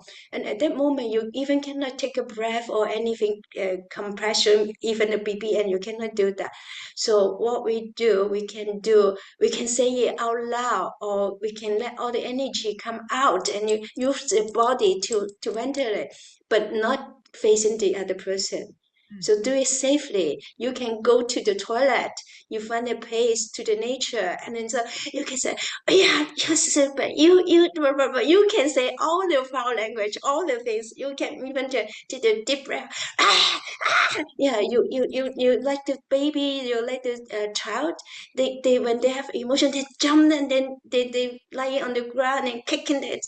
It's so that is very good practice. You can just let the energy out because that is the energy, the hormones. It takes just maybe a few 30 seconds and then to ventilate, and it doesn't accumulate in your body.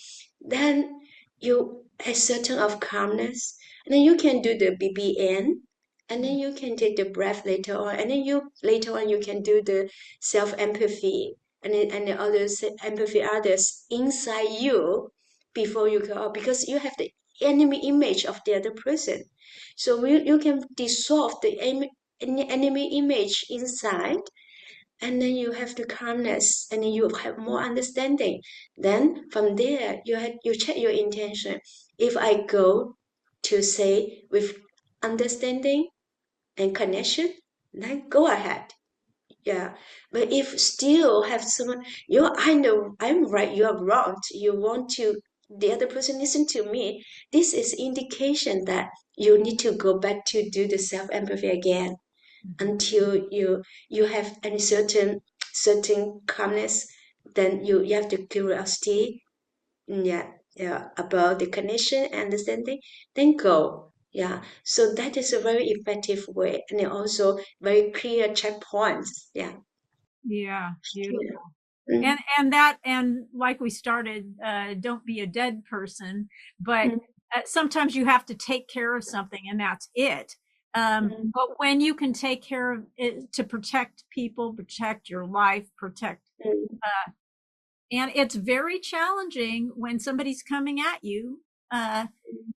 So to make a very good, wise decision on how to handle it at all times, because as we go through this repair of the planet, there are people that have some massively different ideas, massively, and some of it isn't pretty. But how can we create that energy inside? And actually, there is an ability to transform other people with your sheer presence. So yes, take care of business. No, don't let the kids die or have weird things happen. And then how can we, if possible, stand in open hearts and see them as a hurt human being, or maybe a sick human being, or whatever it is? How can we start working with that? And maybe someday we'll, depends if Suze wants to create some workshop or something, we'll have to talk about it later, but Yeah. I would love to. Okay, great. Have something where we practice all this, because it's not easy. I do admit that. And at the same time, it can be our second nature. Does anybody have any other questions? I do. Yes. Yes. I have a comment. Earlier, when I was listening to Jess, he mentioned the salmon, and the salmon coming back. And he mentioned looking after nature. And he mentioned nurturing, And looking at the state of the world today, we really lost track of nurturing ourselves,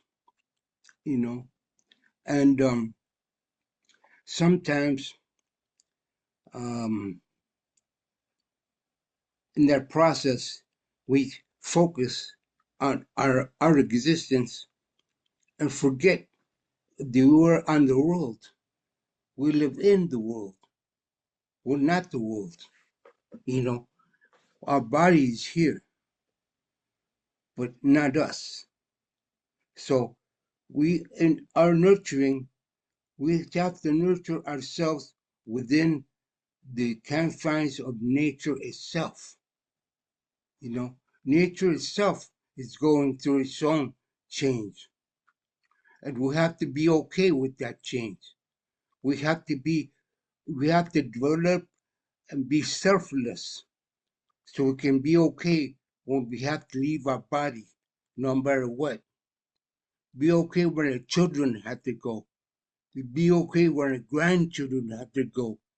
You know, we have to be okay with whatever happens. You know, because ultimately, whatever happens, it's gonna happen, and we gotta be okay. So don't stress. Just be grateful that you have another breath. And I says this because today I'm celebrating recovering from a stroke that left me paralyzed on the right side. Both sides work. I can walk. I can talk. You know, so I know what a breath means, and I'm grateful for every breath. Aho metaka said, thank you. Aho. Thanks, Raul. I just wanted to make one comment too about how all this is connecting together. Quan, thank you for bringing Thich Nhat Hanh into this conversation today. When I came in to say a few words, I was looking at Thich Nhat Hanh and interbeing, and this speaks to everything that we're speaking about. We're speaking about the salmon. We're speaking about the mycelium running. We're speaking of Thich Nhat Hanh's famous poem, Clouds in Paper, and the understanding of the interbeing, the interconnection of everything. And that water, that earth, that air, that fire, the comments about what Rael just said about that connection back to self. So thank you for that today. And I wanted to leave a small thing, Rael, for you around the salmon here on the coast. This is from a teaching from a West Coast elder around salmon. He's one of my sweat teachers. It's actually where I'll be going today. His name is J.C. Lucas. He comes from the Hesquiat First Nation, which is on the west coast of Vancouver Island, off the west coast of Canada. The salmon is a great teacher. Salmon is a great teacher because everything about it is around generosity. Everything about that salmon gives back. Right now, the salmon I saw in the creek that are spawning, they've come back. They're giving back. They're creating new life. Their bodies, when they die, will nurture the water and all the beings that are there. And the bears here on the coast, they drag those salmon out of the water. They bring them up into the forest and they get taken into the trees. So we're finding in the mighty cedars and the firs that they have salmon DNA inside of them.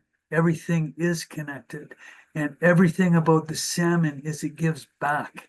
And so it's a teacher for us all. And they're metaphors and they're reminders of the interbeing of everything.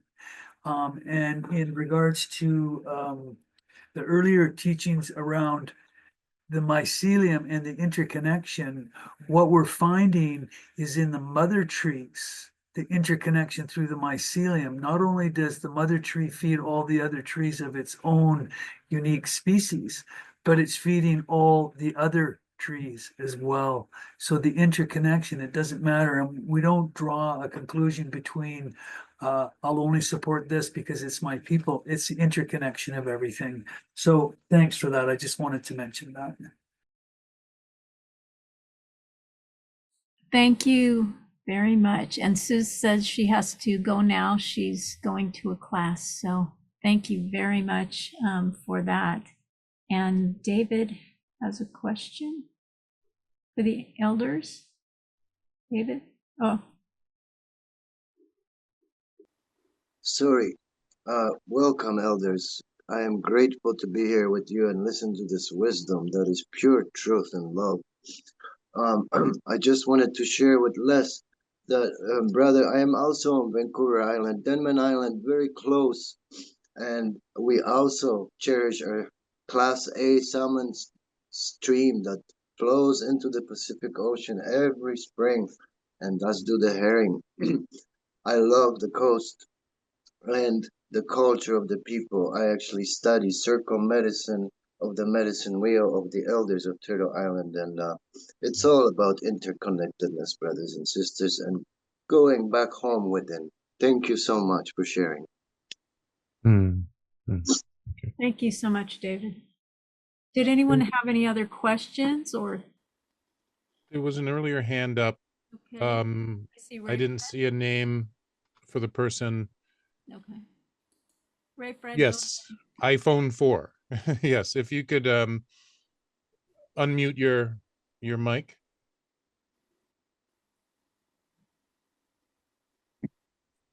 Hi, I'm Ray Fred, an elder in Northern California in the town of Hopland near the indigenous community of the Hopland tribe. Some of the Northern California rivers have been removing the dams and seeing the results of removing those dams and letting the rivers flow again.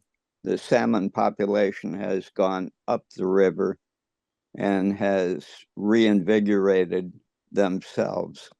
They're coming back. In the thoughts about nonviolent communication and resolution of conflicts among people, in my experience, I've sometimes had to walk away when both parties wanted to be right more than they wanted to be happy. I've found that peace sometimes comes by going away from a situation in a effort to get attention to yourself from the two warring tribes. I grew up in Detroit, Michigan, and one time as a teenager going downtown to a car show, I got off of a bus and there was one gang of people coming around the corner toward me. So I turned around and there was another gang of people coming around, and both gangs thought I was the front man for their gang. I ended up getting a stab wound in the arm. And out of that came the realization of people looking at situations only from their perspective and wanting the other person to change. So I've come to the conclusion that if I change internally, I am being the love that I want to see in the world. And out of sometimes walking away from a situation, I can gather both of the attention on my ability to remove myself physically from a conflict. And it does more to resolve the conflict than to take one person's side, them wanting to be right, and trying to teach it to the other side. So being a teacher sometimes doesn't work for me, but being an example of unconditional love is much more powerful. Thank you. Thank you, Ray Fred. Yes. That is definitely a beautiful thing, what you're saying. And when Susan... And I wanted to thank you for hosting this. As I said to you in a previous text comment, like the woman Esther in the Holy Christian Bible, she was born for such a time as this. There is so much strife and warring in the world right now, and divisiveness in our political system, economic system. All of the science is trying to fight to get their words listened to by people that don't want to listen to them. I think actions that we take each and every moment to undam the rivers or create a community of love amongst people that are fighting in order to resolve a conflict. It could be as much as digging a ditch or going across somebody's property line, and with the advancement to follow the natural flow of water downhill, and it may cross somebody's property line and they don't want the water, even from as little as a French drain in front of your house. So to resolve that conflict, I tried to allow them to both realize that it's a natural flow.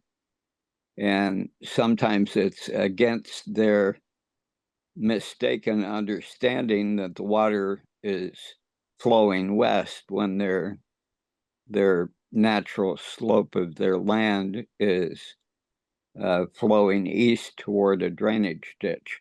Mm-hmm. So it can be little things in life that create wars. Yes. And that's why learning to listen with the giraffe ears, i.e., out of a place of being curious and then allowing that person to be heard, can sometimes start the process of opening hearts and connecting, because that person feels the caring coming from you. And in that, sometimes then they want to be curious to start hearing what you have to say. That's where I got the nickname Nuff Said Ray Fred. I listen more than I talk. Yes, sometimes that is the way. Thank you for letting me share. Oh, thank you. I would like to bring Patricia, grandmother Patricia, on to speak of community, natural processes. I don't know what you're going to share with us, grandmother. And Raul also has his hand raised. Oh, Raul? Yeah. Okay. I was just realizing that we come from all over America, especially speakers. I know we're worldwide. But I also run a sweat lodge in Southern California, and also I run a sweat lodge in Zacatecas and in Mexico City. So I'm in touch with the indigenous people we call Anahuac in the North American continent, from the North Pole all the way to Nicaragua. We call it Anahuac, a country, a land made up of many, many tribes and many traditions, but all free. We were able to network to plant the energy of the whole life. That's the basis of the calendars. So I want to promote Anahuac. So in the future, I'll be on promoting Anahuac, the indigenous people from the north to Nicaragua. In the south, it's called Tiahuantonsuyo. They have their own complementary hemisphere with us. We are the original people of North America, the people with the corn. Thank you, Raul. Yeah, and what we're doing here also is kind of uniting with all the indigenous people. But we're all, if we start taking on this original nature and the nature of being in relationship to everything, then we can reclaim our own innate knowledge, our own innate being. And in that, we become relational with all there is. We understand the interrelational energy, and in that we become re-indigenized. So it's not about being a big elder or this or that. It's about us sharing our being and re-understanding our being and feeling into that being and seeing what's true and false, and not going off of all these mind things we've been told. Instead, feeling into that energy and start to understand that. So Patricia, I want to welcome you to speaking. Let's see. Somebody. Hello. I love you, Patricia. I love all of you all, by the way. But Grandmother Patricia will introduce herself, and I'm looking forward to this very much. Ya at shik shidene al nalso. Everything that is good, beautiful, and true is all I speak. My spiritual family and my extended relatives. Thank you for this opportunity. Thank you for this invitation to be visible, to educate about oral tradition from generation to generation, from ceremonial language. My understanding of true community for healing is to embody the origins of our spiritual selfhood, because our communication and our relationship then is congruent and consistent. And I am focusing upon revitalization of Indigenous languages and culture. We must preserve and perpetuate healthy helping in true community. There is a word called pseudo-community by M. Scott Peck in his book called A Different Drum. And pseudo-community always results in chaos. And then people reorganize into pseudo-community. We're seeing that in the world, the level of world crisis and global fascism and dictatorship, is to interfere with and to present obstacles. And my work is systems level in terms of restoring and preserving the origins of selfhood. What I'm calling healthy helping is a term that all of you have spoken to in these unifying principles. So thank you to everyone. Thank you to each and every one of you. I extend my heart-to-heart hug from my fireplace to the hearth of your homes. I have relocated from Belen, New Mexico to Seattle, Washington 3 weeks ago, and have been through months of preparation, months of waiting on a waiting list to be safe, to have food, and to be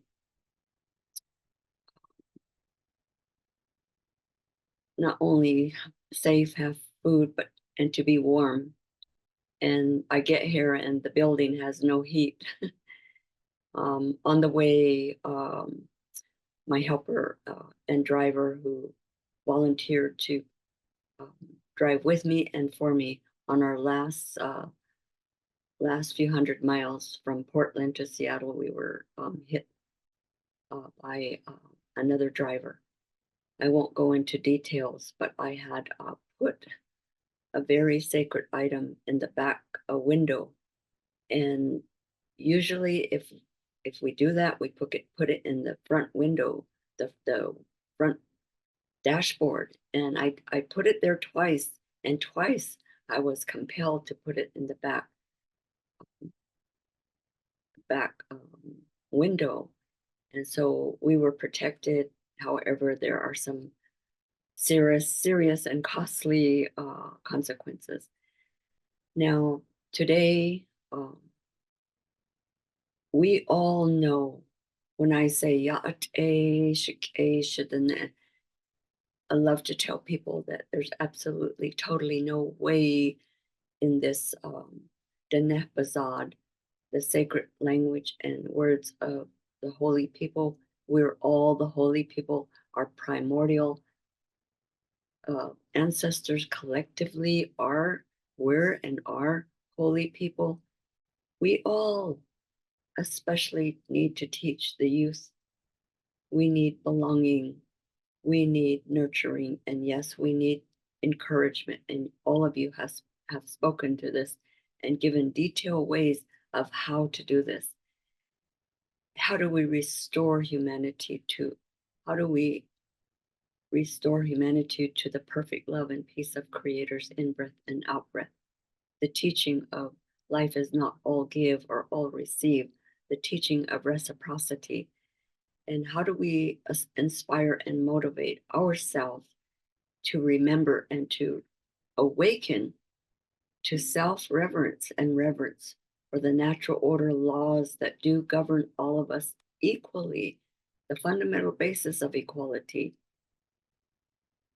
So there is a root cause for all of the pathology, which is only refers to and describes out of balance conditions. Our ceremonial language is descriptive and it is also diagnostic. So I am born with the gift of to diagnose and also to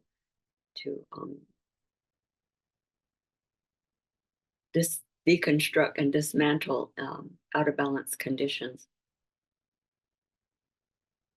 A traditional introduction here is referring to myself and who I'm called Sheh Ya. In English, been given a colonial American Indian boarding school name, which is a Welsh name, Sheh Ya Patricia Ann Davis in Shia, a Mississippi band of Choctaw in Shle Tachi ni Bashal Chin Choctaw Dineh Ada Shache Kia Ani Ada Shanella Ado Diyen Dineh Beja in Shle.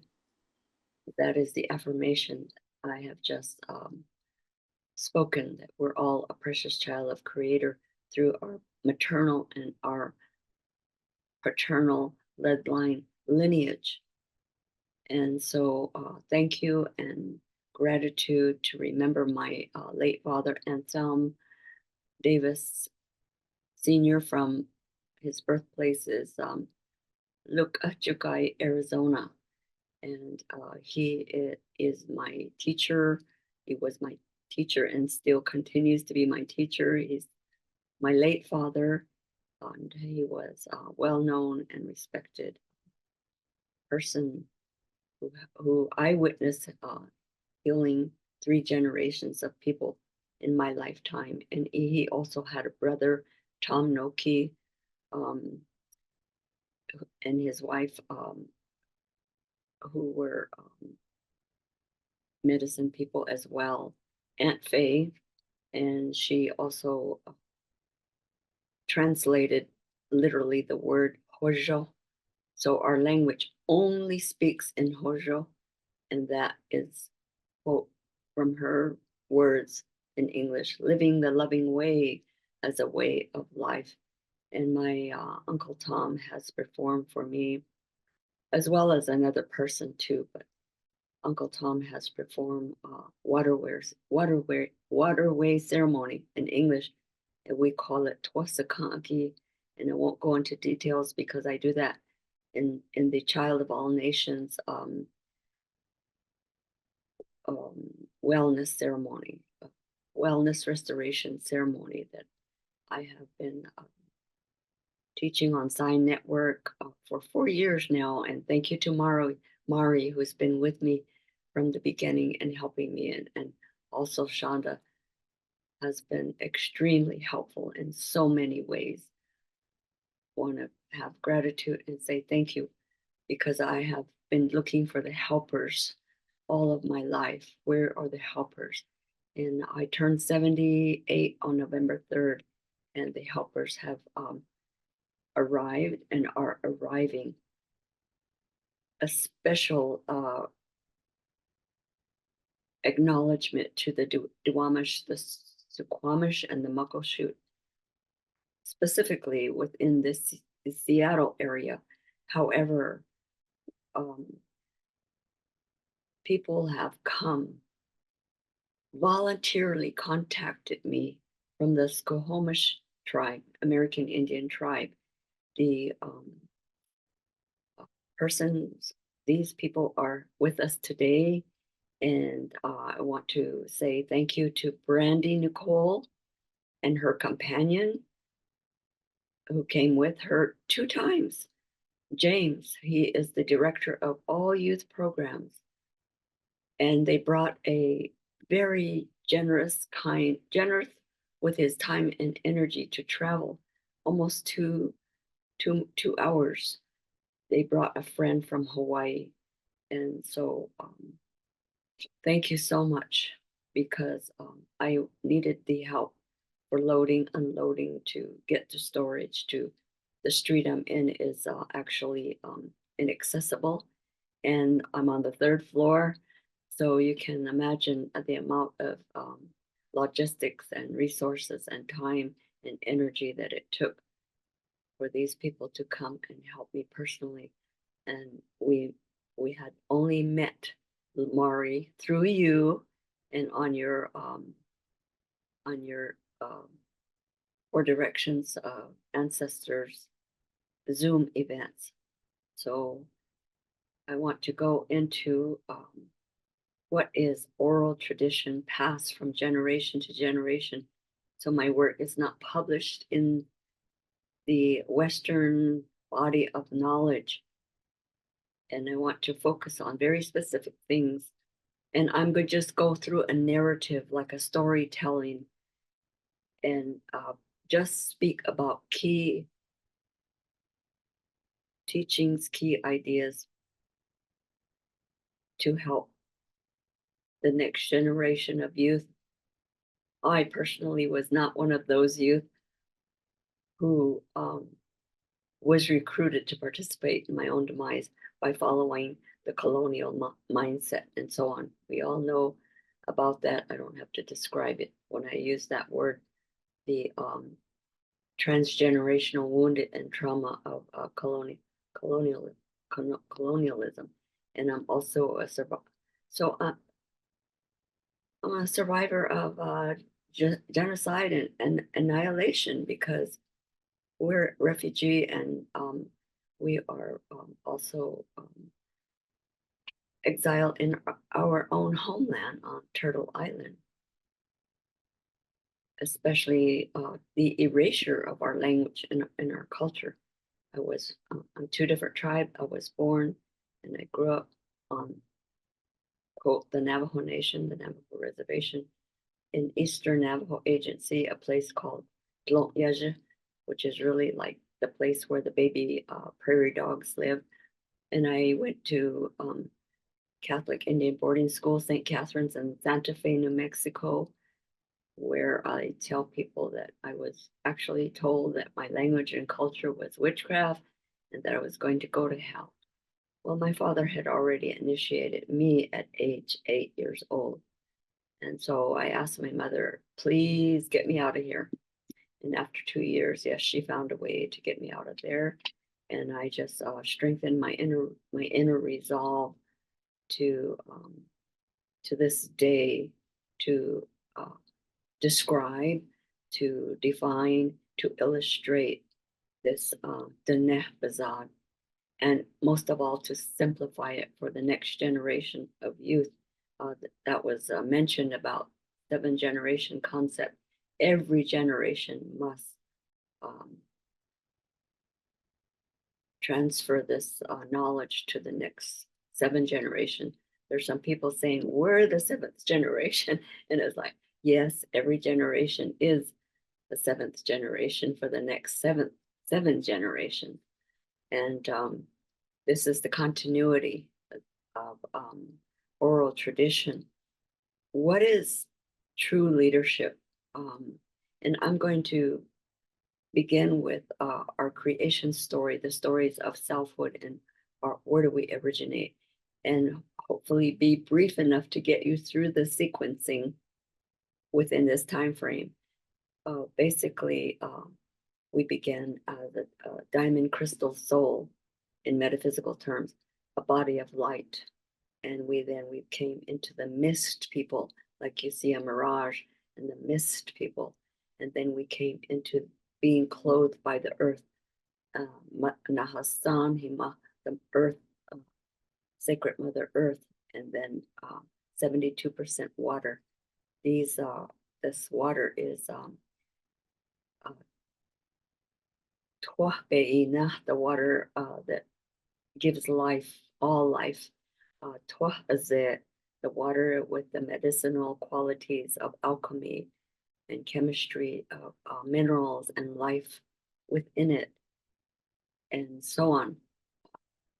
Fire is temperature, and then we're calling that Hajine, which is where does it originate from? Where it originates, it's in my heart as Inapakon. Inapakon is the fire of life in the giving and receiving of love in the coordination with the in-breath, out-breath, the Creator's sacred breath of inspiration, and the fire within the radiant sun. And we also have the air that we're breathing, the perfect love and peace of Creator's very sacred breath. And then the water, where there is our communication throughout the whole planet, because it's life-giving. We all understand that even more deeply when Emoto took those pictures of the crystals and how we think and speak toward water and take care of water. And the water protector does not put beer, wine, and whiskey inside the body. A true water protector then only drinks water. No beer, wine, whiskey, no toxics into the body to be that true water protector. So that to me is a true leader, that we have our tribal leaders who's into this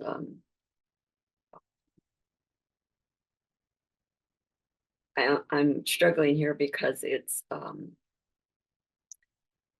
when it's fermented, it's spoiling the water. So we're saying bahatze dohlo ya bahatze doyashonda, like don't bother it. It doesn't belong to us. It's not ours.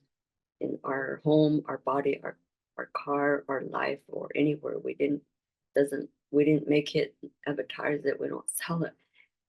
It's not ours, because this country was taken with the Bible and the alcohol and the lies, and more, and so on.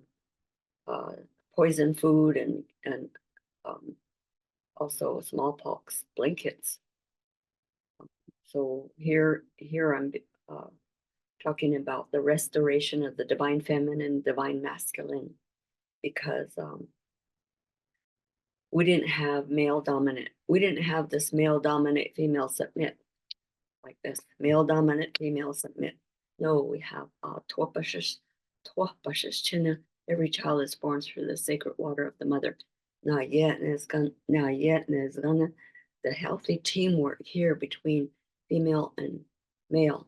So with this, we have animosity and aggression internalized, and within us and toward each other, projected outward into enemy creation.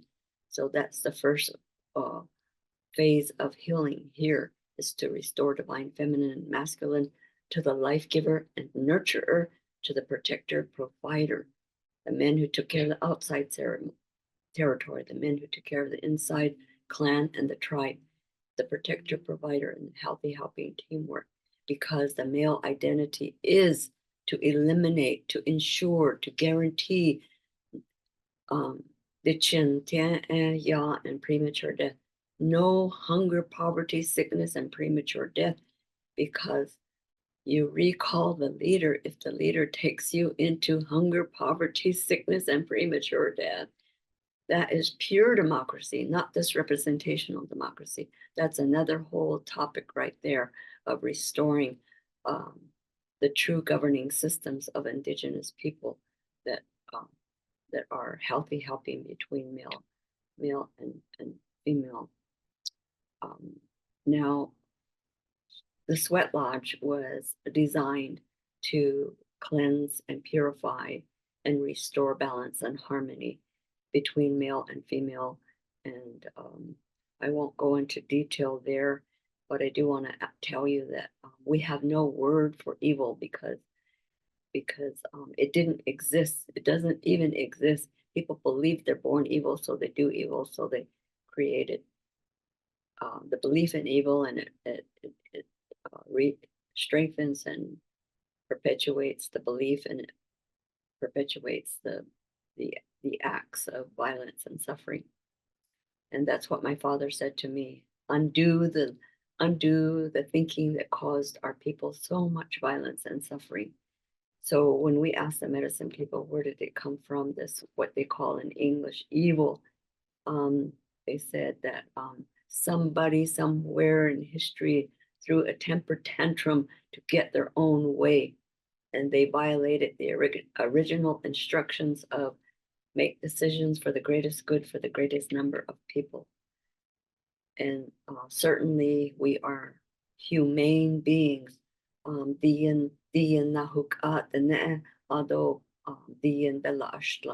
Which is the holy earth surface people and the five-finger people.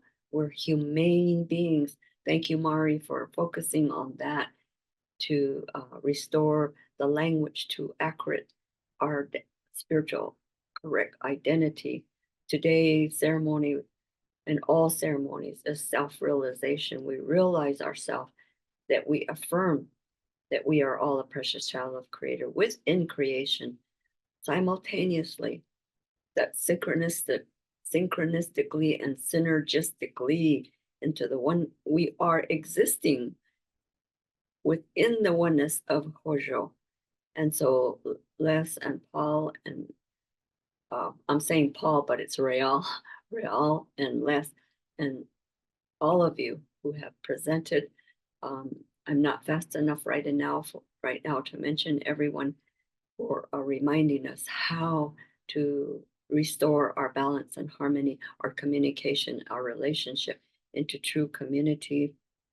And someone mentioned the symbiotic relationship. Well, we must understand this reciprocity for harmony and balance into the future generations. And so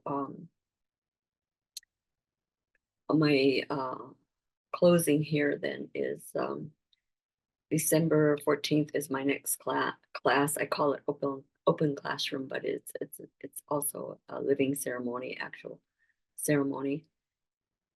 Child of all nations, wellness restoration, ceremony for wellness restoration on December 12th.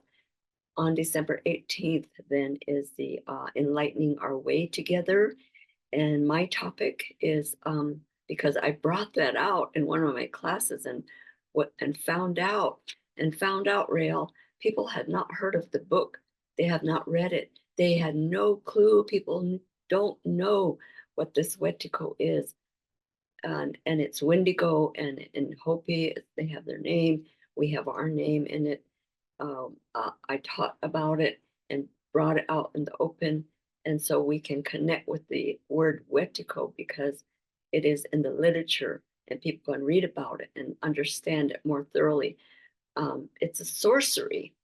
So a sorcery is to invert what is good, beautiful, and true, and say that everything that's no good and doesn't work for us, that is making America great again, that is inverting and antithetical to the Blessed Way ceremony. Isn't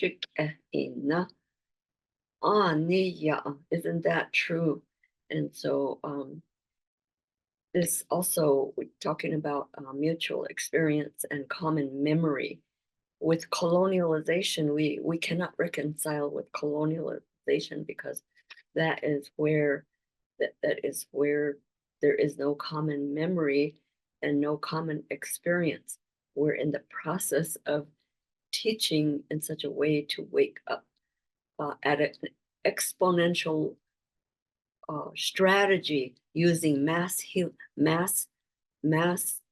media for mass healing, because that's the electronics into the etheric network, into the web of life, into and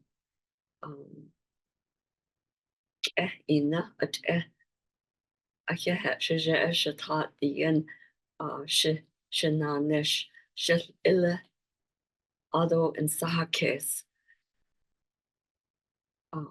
Thank you, everyone, and may I excuse myself for the past 4 years that I've been on Zoom.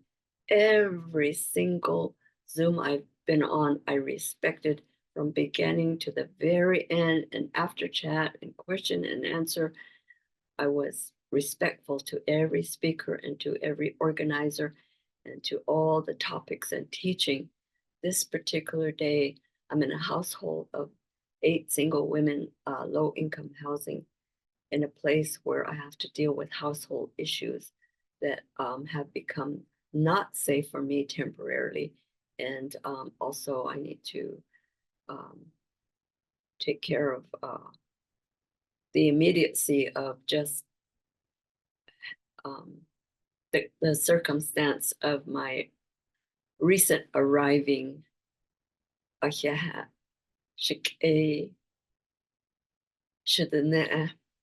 and also everyone, my spiritual family, all of my relatives, my heart-to-heart hug, and ayo and then shenanigans is collectively.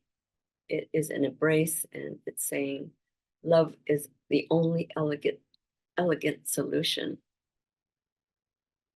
and gratitude.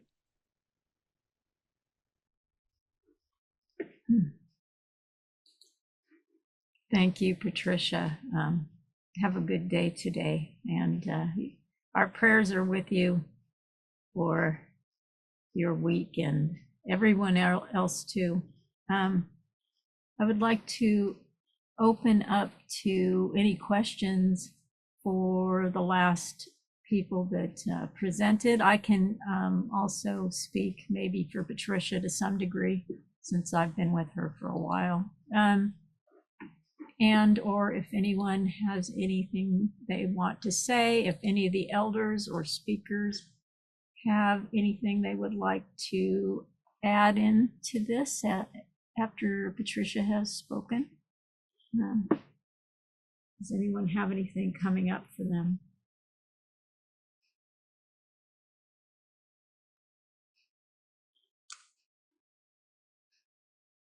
What I'd like to speak on with Patricia, I don't know if David's raising his hand, but is she was kind of getting at, and you can put David next to me also if you would like, she was getting at something that, intrinsically, if we're not taught originally that we are original sinners, as an example, there's a certain kind of thing that has been taught to us, and is it true? Is it real?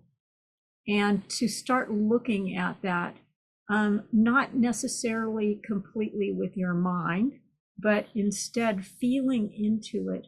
What is your real innate birthright here? Who are you really? If you still the mind and and you start asking that question internally, you might come up with something rather than all the things that we've been taught. You know, I have a teacher, and I'm not going to go into great detail, but literally Taoist masters, different people, Tibetan masters, they can access the miraculous. What are our true capabilities? And it's not about, you know, doing some parlor tricks or moving things around on a table or whatever.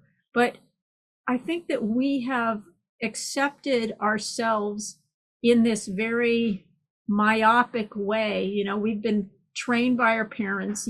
It takes weeks to heal, or all sorts of things. You can't heal cancer. I mean, you could go into anything. And the question is that real? When you have other people on the planet that are demonstrating that it is not, what is our true birthright when we're aligned with Source? I mean, if Jesus actually did walk on water, or different kinds of things that they talk about, and he says, be ye like me and you too shall do greater, how do we step into being our true, original, authentic self? The one that's born of water through woman and is sacred in that we didn't need to be rebaptized. We were baptized from the beginning, just going through the water of the mother. And re-sacretizing the mother and the father, and re-sacretizing ourselves, re-sacretizing our divine connection. Start listening to it, inviting it in, inviting us to find our true nature, not in our mind, but going through literally an energetic waking up and a transformation. And in that, being able to function, you know, from compassion and knowing when to take action, when to take the right action, what to do. Sometimes you have to, let's say someone was beating somebody up. Maybe they do have to call the police once in a while, or maybe they have to say no, maybe because you're teaching them on some level to be abusive to you. How can we take back our power and start reinitiating the life that we want? How can we and each second the universe is telling us what to do in the right way at that moment, not just forming, okay, if so-and-so does this or that, I will do this or that. Each second, the universe is acting and telling you and informing you, and to get that close to your being. And so Patricia, like I said, she said, we are all precious children of Creator. We're not sinners. You to maybe take that on. Am I really a sinner? Am I having to make up for all this? That doesn't mean we don't heal. Like, as an example, maybe white people cause a lot of problems, and that doesn't mean we don't apologize to people and make things right and start opening that up and saying, you know what, even if we didn't do anything, like what did I do? I wasn't back then, but I have the opportunity now to be a healing for what my ancestors may have done. It doesn't burden me at all. What it does is I'm taking responsibility for that whole line and I'm cleaning it up. And so I'll sit with people and I'll apologize till the cows come home. And in fact, I want to make it right. I want to love. I want to love that much. And I'm willing to do it. And I feel like if we all really are willing to do it, even speak our truth, hey, you're hurting me by doing this. This isn't working. I'm willing to speak out and tell you because I love that much. I'm willing to say no because I love that much. And I will try to do it in a way so I can hear you too. I will listen to you as much as I can. And I hope you will hear me too.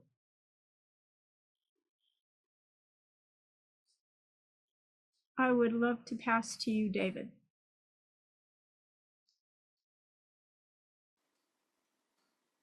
Oh, wow. What a follow-up. You know, Mari, you just stunned me. This is one of those moments I feel like I could reach out. I would love to reach out and hug you. Because you basically said everything. You said it all. And including all the elders who spoke.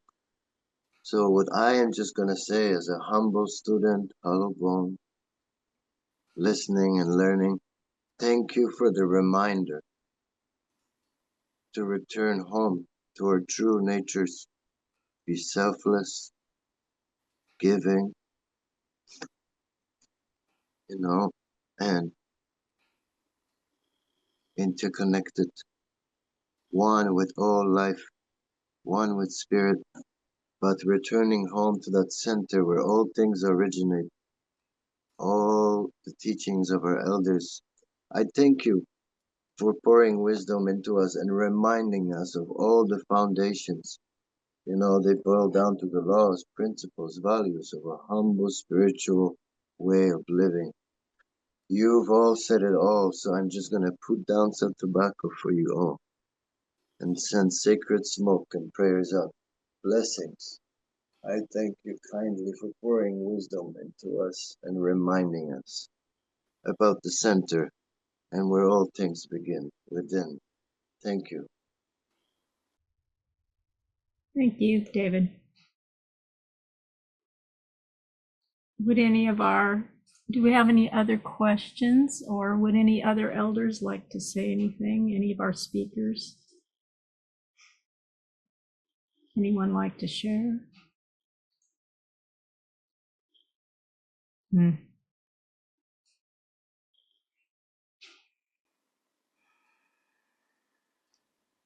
Yes, I have one thing. This is Raul. I just want to thank you for providing this forum for us to exchange ideas together. It's a beautiful thing when you know you're not alone. You can feel the feeling in your heart. So I thank you, everybody. Aho metakese. Thank you, Raul. And I have a, if I may, Yes. at this moment, and maybe it's the teacher in me that thinks I'm feeling questions that are not voiced. Yeah, I want you. And I ask people to hold those questions, but to share those questions if you can't with us. And, I'm available in different places. And I think there are ways to reach us through what Mari has expressed. I'm available on Facebook and different places, Instagram. But the questions that you may have for this forum are still viable for your communities. Because we are not the only ones that hold these questions and thoughts in the world. We get them from other people. We get them from community. We get them from the forest, So ask your forest the questions. Ask internally what the answers are, and be willing to bring them elsewhere. Plant those seeds of the questions in your own forest too, and water them, with understanding and compassion. But yes, if you want to reach out to us, please do so. But know that the questions don't die because this Zoom meeting is over. Let them live in you. Absolutely. It's really, we're all here for each other. We all have the opportunity to be here for each other. And you might walk around the corner and suddenly a leaf comes down from a tree, and that's your teacher. And the wind blows in your hair, and that's your teacher. And you are putting your hands in the water and washing your face, and that's your teacher. And then you walk around the corner, and some child comes up to you, and you're both teaching each other. And we're like, all the air we're breathing is coming in and out of us and going to everything. We're kind of co-participating every second. We're in the network, or yeah, we're in the network. And also everything we're seeing is our awareness. So if we're seeing things outside us, quote unquote, and we're judging them, we're kind of judging ourselves, because we're seeing what our brain's thinking, and we're seeing our judgment of what we're thinking. So what is outside? What is inside? We don't even take the time to question that, because we've been taught there's self and other. There's self and other. And the other is, those are the people that, I'm disappearing halfway on this thing, but those are the people that are the enemy. What if you're seeing yourself and you're enemizing yourself, making yourself an enemy outside? And then those people that are making the enemy, then they're doing all these nasty things to each other. That's what Patricia calls enemy creation. So take time to feel the presence of the total being. And in that, we can rediscover the truth of who we are, not make up decisions, but from a place of actual being. I know Raul's into that. We have a few spiritual teachers in here that are realized. So I didn't say who, but anyway, some great things are happening. We're coming back to our re-indigenizing. We're coming back to our true nature. We can reinvigorate that and let go of the delusion and illusion that we've been under. It's like a hypnosis or a spell. We're separate. This person's bad, that person's this. Do we want to keep on bringing that as part of our reality? Now, that doesn't mean you don't take care of business if somebody's coming after you. However, when they're not, sometimes we can do miraculous things by really getting in touch with more and more of the truth. Starting to slow that down and question it. Oh, really? Does that mean I can't heal because somebody told me I have cancer? Does that mean, is that real, or did I believe that? And am I living out this belief system? Am I living out this play that has been thrust upon me because it's been told, oh, we don't do that, and those people are bad. They're criminals. They're whatever has been told about different people to you. And then helping other people to bust their ideas that are not real. Or they're certainly not serving them, because it's causing their heart to hurt. It's causing them to put up walls. It's causing them to insulate in a not positive way. And they don't get to meet us. They don't meet other people, other races. They don't sit with them. They don't even become friends, because they have such an idea about what's happening on the outside. Those people do this and this people. How do they know if they've never even hung out with anybody? How do we know anything? What is reality? What is the truth? Ask your inner being to reveal that to you. And then we can talk. This is the experience I just had. But that doesn't mean I'm holding a concrete idea about it. It's reality or spirit coming to me at the moment and informing me second by second, being present. Does anybody have anything they would like to share? There is in the Oh. chat. Mhm. Would someone like to speak on the difference between judgment and discernment and how to deal with wanting to act on that which we feel we discern to be harmful, Mhm. other than or in addition to an NVC lens? Would you like to do that, Ukumbwa or Les or somebody? First, I'm asking the elders that are in this structure if they want to comment about that, and then we'll bring any other questions in. Discernment, as far as if somebody's trying to hurt you. Well, obviously, to me, you take action first.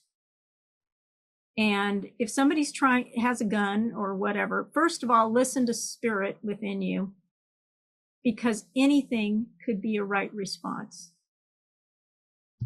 But obviously, you protect everyone first. Yourself, the people in the room, wherever you are, and you take appropriate action for that based on whatever you can decipher needs to happen.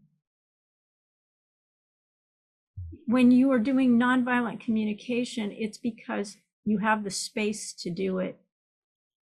It's not, well, you actually could use it sometimes to disarm someone or do something like that by saying, oh, you must feel like, you know, it depends. You have to kind of look at the situation. Let's say somebody was, had a gun in your face or something, and you got the impression suddenly that they felt like they were afraid of something. So you'd say, you could say, if spirit was telling you to do this, oh, it looks like you're feeling nervous about something. They go, that's right, da, da, da, you know, and the spiel would open up them feeling like you actually cared about them. So what it is, the main thing is to listen to spirit inside yourself and take action accordingly. You always put the protection of everyone first. And then you can start using NVC. Sometimes you can, like I said, have somebody start to feel heard and seen, and basically they'll stop the movement of whatever they were doing because of it. So I think it's mostly first to listen to your inner being on what to do on the situation.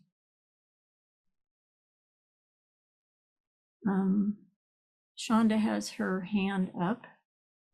Oh, I wanted to say one other thing with Ukumbwa and the tree motif. And by the way, I'm sorry, but Michael Dunning said he had an emergency and he couldn't come. So if anyone was waiting for him, that happened during our workshop. There are trees that root together and they hold each other up. And many, many trees do this. Some trees, thousands and thousands of trees, are actually one organism, which happens to be like us. Because we're kind of the totality of everything. We might not be experiencing right now, but quote unquote self-realized masters and things have experienced this and do and can experience this on a continual basis. They haven't drawn borders around me versus you necessarily. And so the trees are kind of an example of everyone holding each other up, everyone working together, and that it's all an interrelated system. So I do want to mention that because I really find trees fascinating, and Michael was going to be speaking on that, and I'm sorry that he wasn't here. If anyone has any more questions, we will be going out with ceremony next. Mara, can I just jump in for one moment? Absolutely. Yeah, thanks. Thanks, everybody. I was scheduled to leave at 1:15 and I changed it, but I still need to go. I just want to thank everybody. Thank you, Mari, for inviting me again. Thank you for being a long time sister of the dance and appreciating all you're doing. Just one last comment I'd like to make. First of all, my cup is full. It's very, very full. Thank you for filling my cup. And that's the whole focus of community, is that when we come together and we become rejuvenated, I feel nourished, I feel heard, and I feel respected. And I hope any of my words will be doing the same for you. And in this idea of looking at discernment in action, action, reaction, if I'm working on my inner work, hopefully those things will be available to me. And if they're not, that is my work.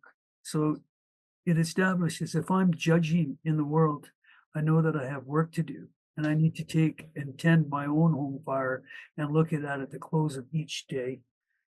What you focus on expands.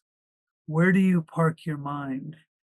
And to Ukumbwa and all the wisdom of all the different traditions, Ubuntu to everyone today. You are because I am. I see you today. We have a common humanity. We share this planet together. We are one nation, one world, one people.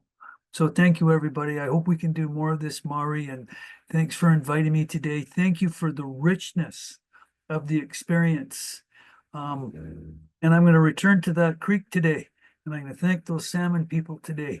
And I'm going to look at that mycelium, and it's the refreshment in the gladdening of our own spirits today. Aho mataki ase. Thank you, everybody. A few of our speakers had issues today, and I'm sorry for that. But I think that it was a wonderful session, and I really want to go out with some beautiful prayers, and our facilitators for the Earth, Water, Fire, and Air here will be taking you out with prayer. Airiam in you, iguach na fleisch, isashish grenu, in yelena gyali, in al yacht tina, in mira lasrak. Iluasquia, inivnact fariga, imunshasfak talun, iniganact cariga. We go forth today under the power of the sky and the heavens, the light of the sun, the radiance of the moon, the splendor of fire, the speed of lightning, the swiftness of wind, the depth of the sea, the stability of earth, the firmness of rock, from the heights to the depths. May we be encircled in love and safety. Then I pass to Ukumbwa to do his closing for the water. Yes, thank you. My closing for the water is again gratitude in this moment, and I ask us all to just be in gratitude in this moment and in every moment we can. For me, water is hard to close because it's a cycle. It's constantly shifting and changing and moving and cycling. But it does ebb and flow. And so I ask us to just be aware of the ebbing of this moment together, in the ocean that we are together, in the forest that we are together, which holds all the water. So I thank the element of Kuen, of water, in the Dagara tradition. Baraka, baraka, baraka. Thank you for being with us. Thank you for being inside of us, outside of us, around us, below us, above us, and giving us the gift of life through the spirit of Sapla, the rain goddess. Thank you for always rejuvenating us and cleansing us and purifying us. Thank you for allowing us to sing into you the rhythm of life, so that we can affect others in a beautiful way, in a good way, in a healing way.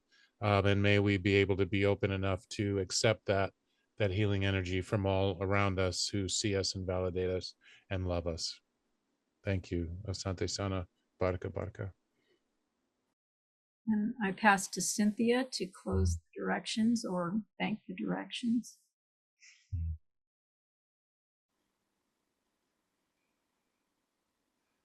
Dinkuya Tseri Kironki. I give thanks to you, to the four directions, Svad, Wadni, Sakhad, Bulnots, and to Nadi Code. And I return to the center. I want to thank everyone for being here, and maybe Raul will pop in at this last second and give us a song to end this or to close. I'm hoping that people would like to keep working together as we get together and start discussing things more openly. What are the possibilities? Can we do all sorts of things? Can we create a school, buy property together? It could be so many different things. Create different kinds of modalities where we pass them through the public. Doing what Les does, creating food forests for people that can eat everywhere. There's so many different things that can be done to start changing this paradigm. Just one day at a time, one breath at a time. Just being the healing as you walk down the street every second. Using that as an opportunity to be present with yourself and other people. So, Raul, we would love if you would sing us a song out. All right. Going to sing a gratitude song, old Sundance song. Basically, it's a good song to sing. I love to sing it. Okay. Wakantanka tanka shela, wakantanka tanka shela, piramaya Eloi, chanupa wakancha maya kuero yoe, piramaya Eloi, wichojani wa maya kuero, piramaya Pilamaya Chanupa wakancha maya kuero yoi Pilamaya Eloi We chojani wa maya kuelo Pilamaya Pilamaya Chanupa wakancha maya kuero yoi Pira maya Eloi We chojani wa maya kuero Pira maya Eloi Oh, Aho Metakia said basically the song thanks us, thanks Creator for health and says thank you. Aho. I love it. Such a bright light you are. He's the man that makes me cry. Just to sit in his presence.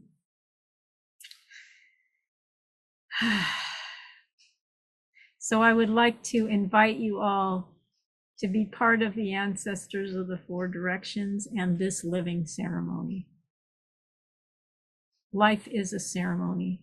And in 2012, I was told to get this living ceremony together. And so here we are, as well as 2015, when the elder told me what to do or gave me a charge.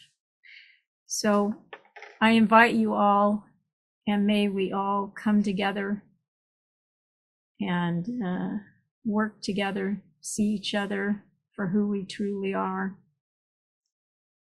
And we're going to open the chat so we can have people put their email address if they didn't register and they want to put their email address in. We can get your email address.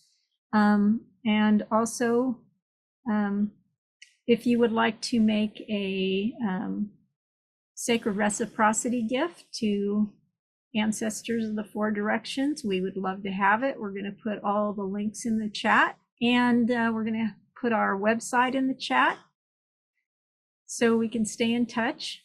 And we're really open to bringing that which will really transform our hearts and transform our presence in the world. I really think we can do it. And not by ourselves, obviously, but as we keep on doing this, it really reverberates out to everyone we touch. And then they touch someone, and they touch someone, and they touch someone, like throwing a stone in the water. It is exponential. We are connected through the web, as Ukumbwa says, and Cynthia too. So just know that it is possible, that our awakening is possible. It is here for us because that is who we really are. That is what we really are living. We just need to become aware of it. And in that awareness, everything is available to us. Everything. And that fire, like Patricia said, is in our fireplace. And where is our fireplace? Right here. Right here. Heart to heart fireplace. That heart and our digestive system is the fire in our body. So purifying everything that we need to leave and let go of all the delusions and illusions to be who we truly are. May everyone go in peace and love. And I now close the meeting. Many blessings, and stay in touch.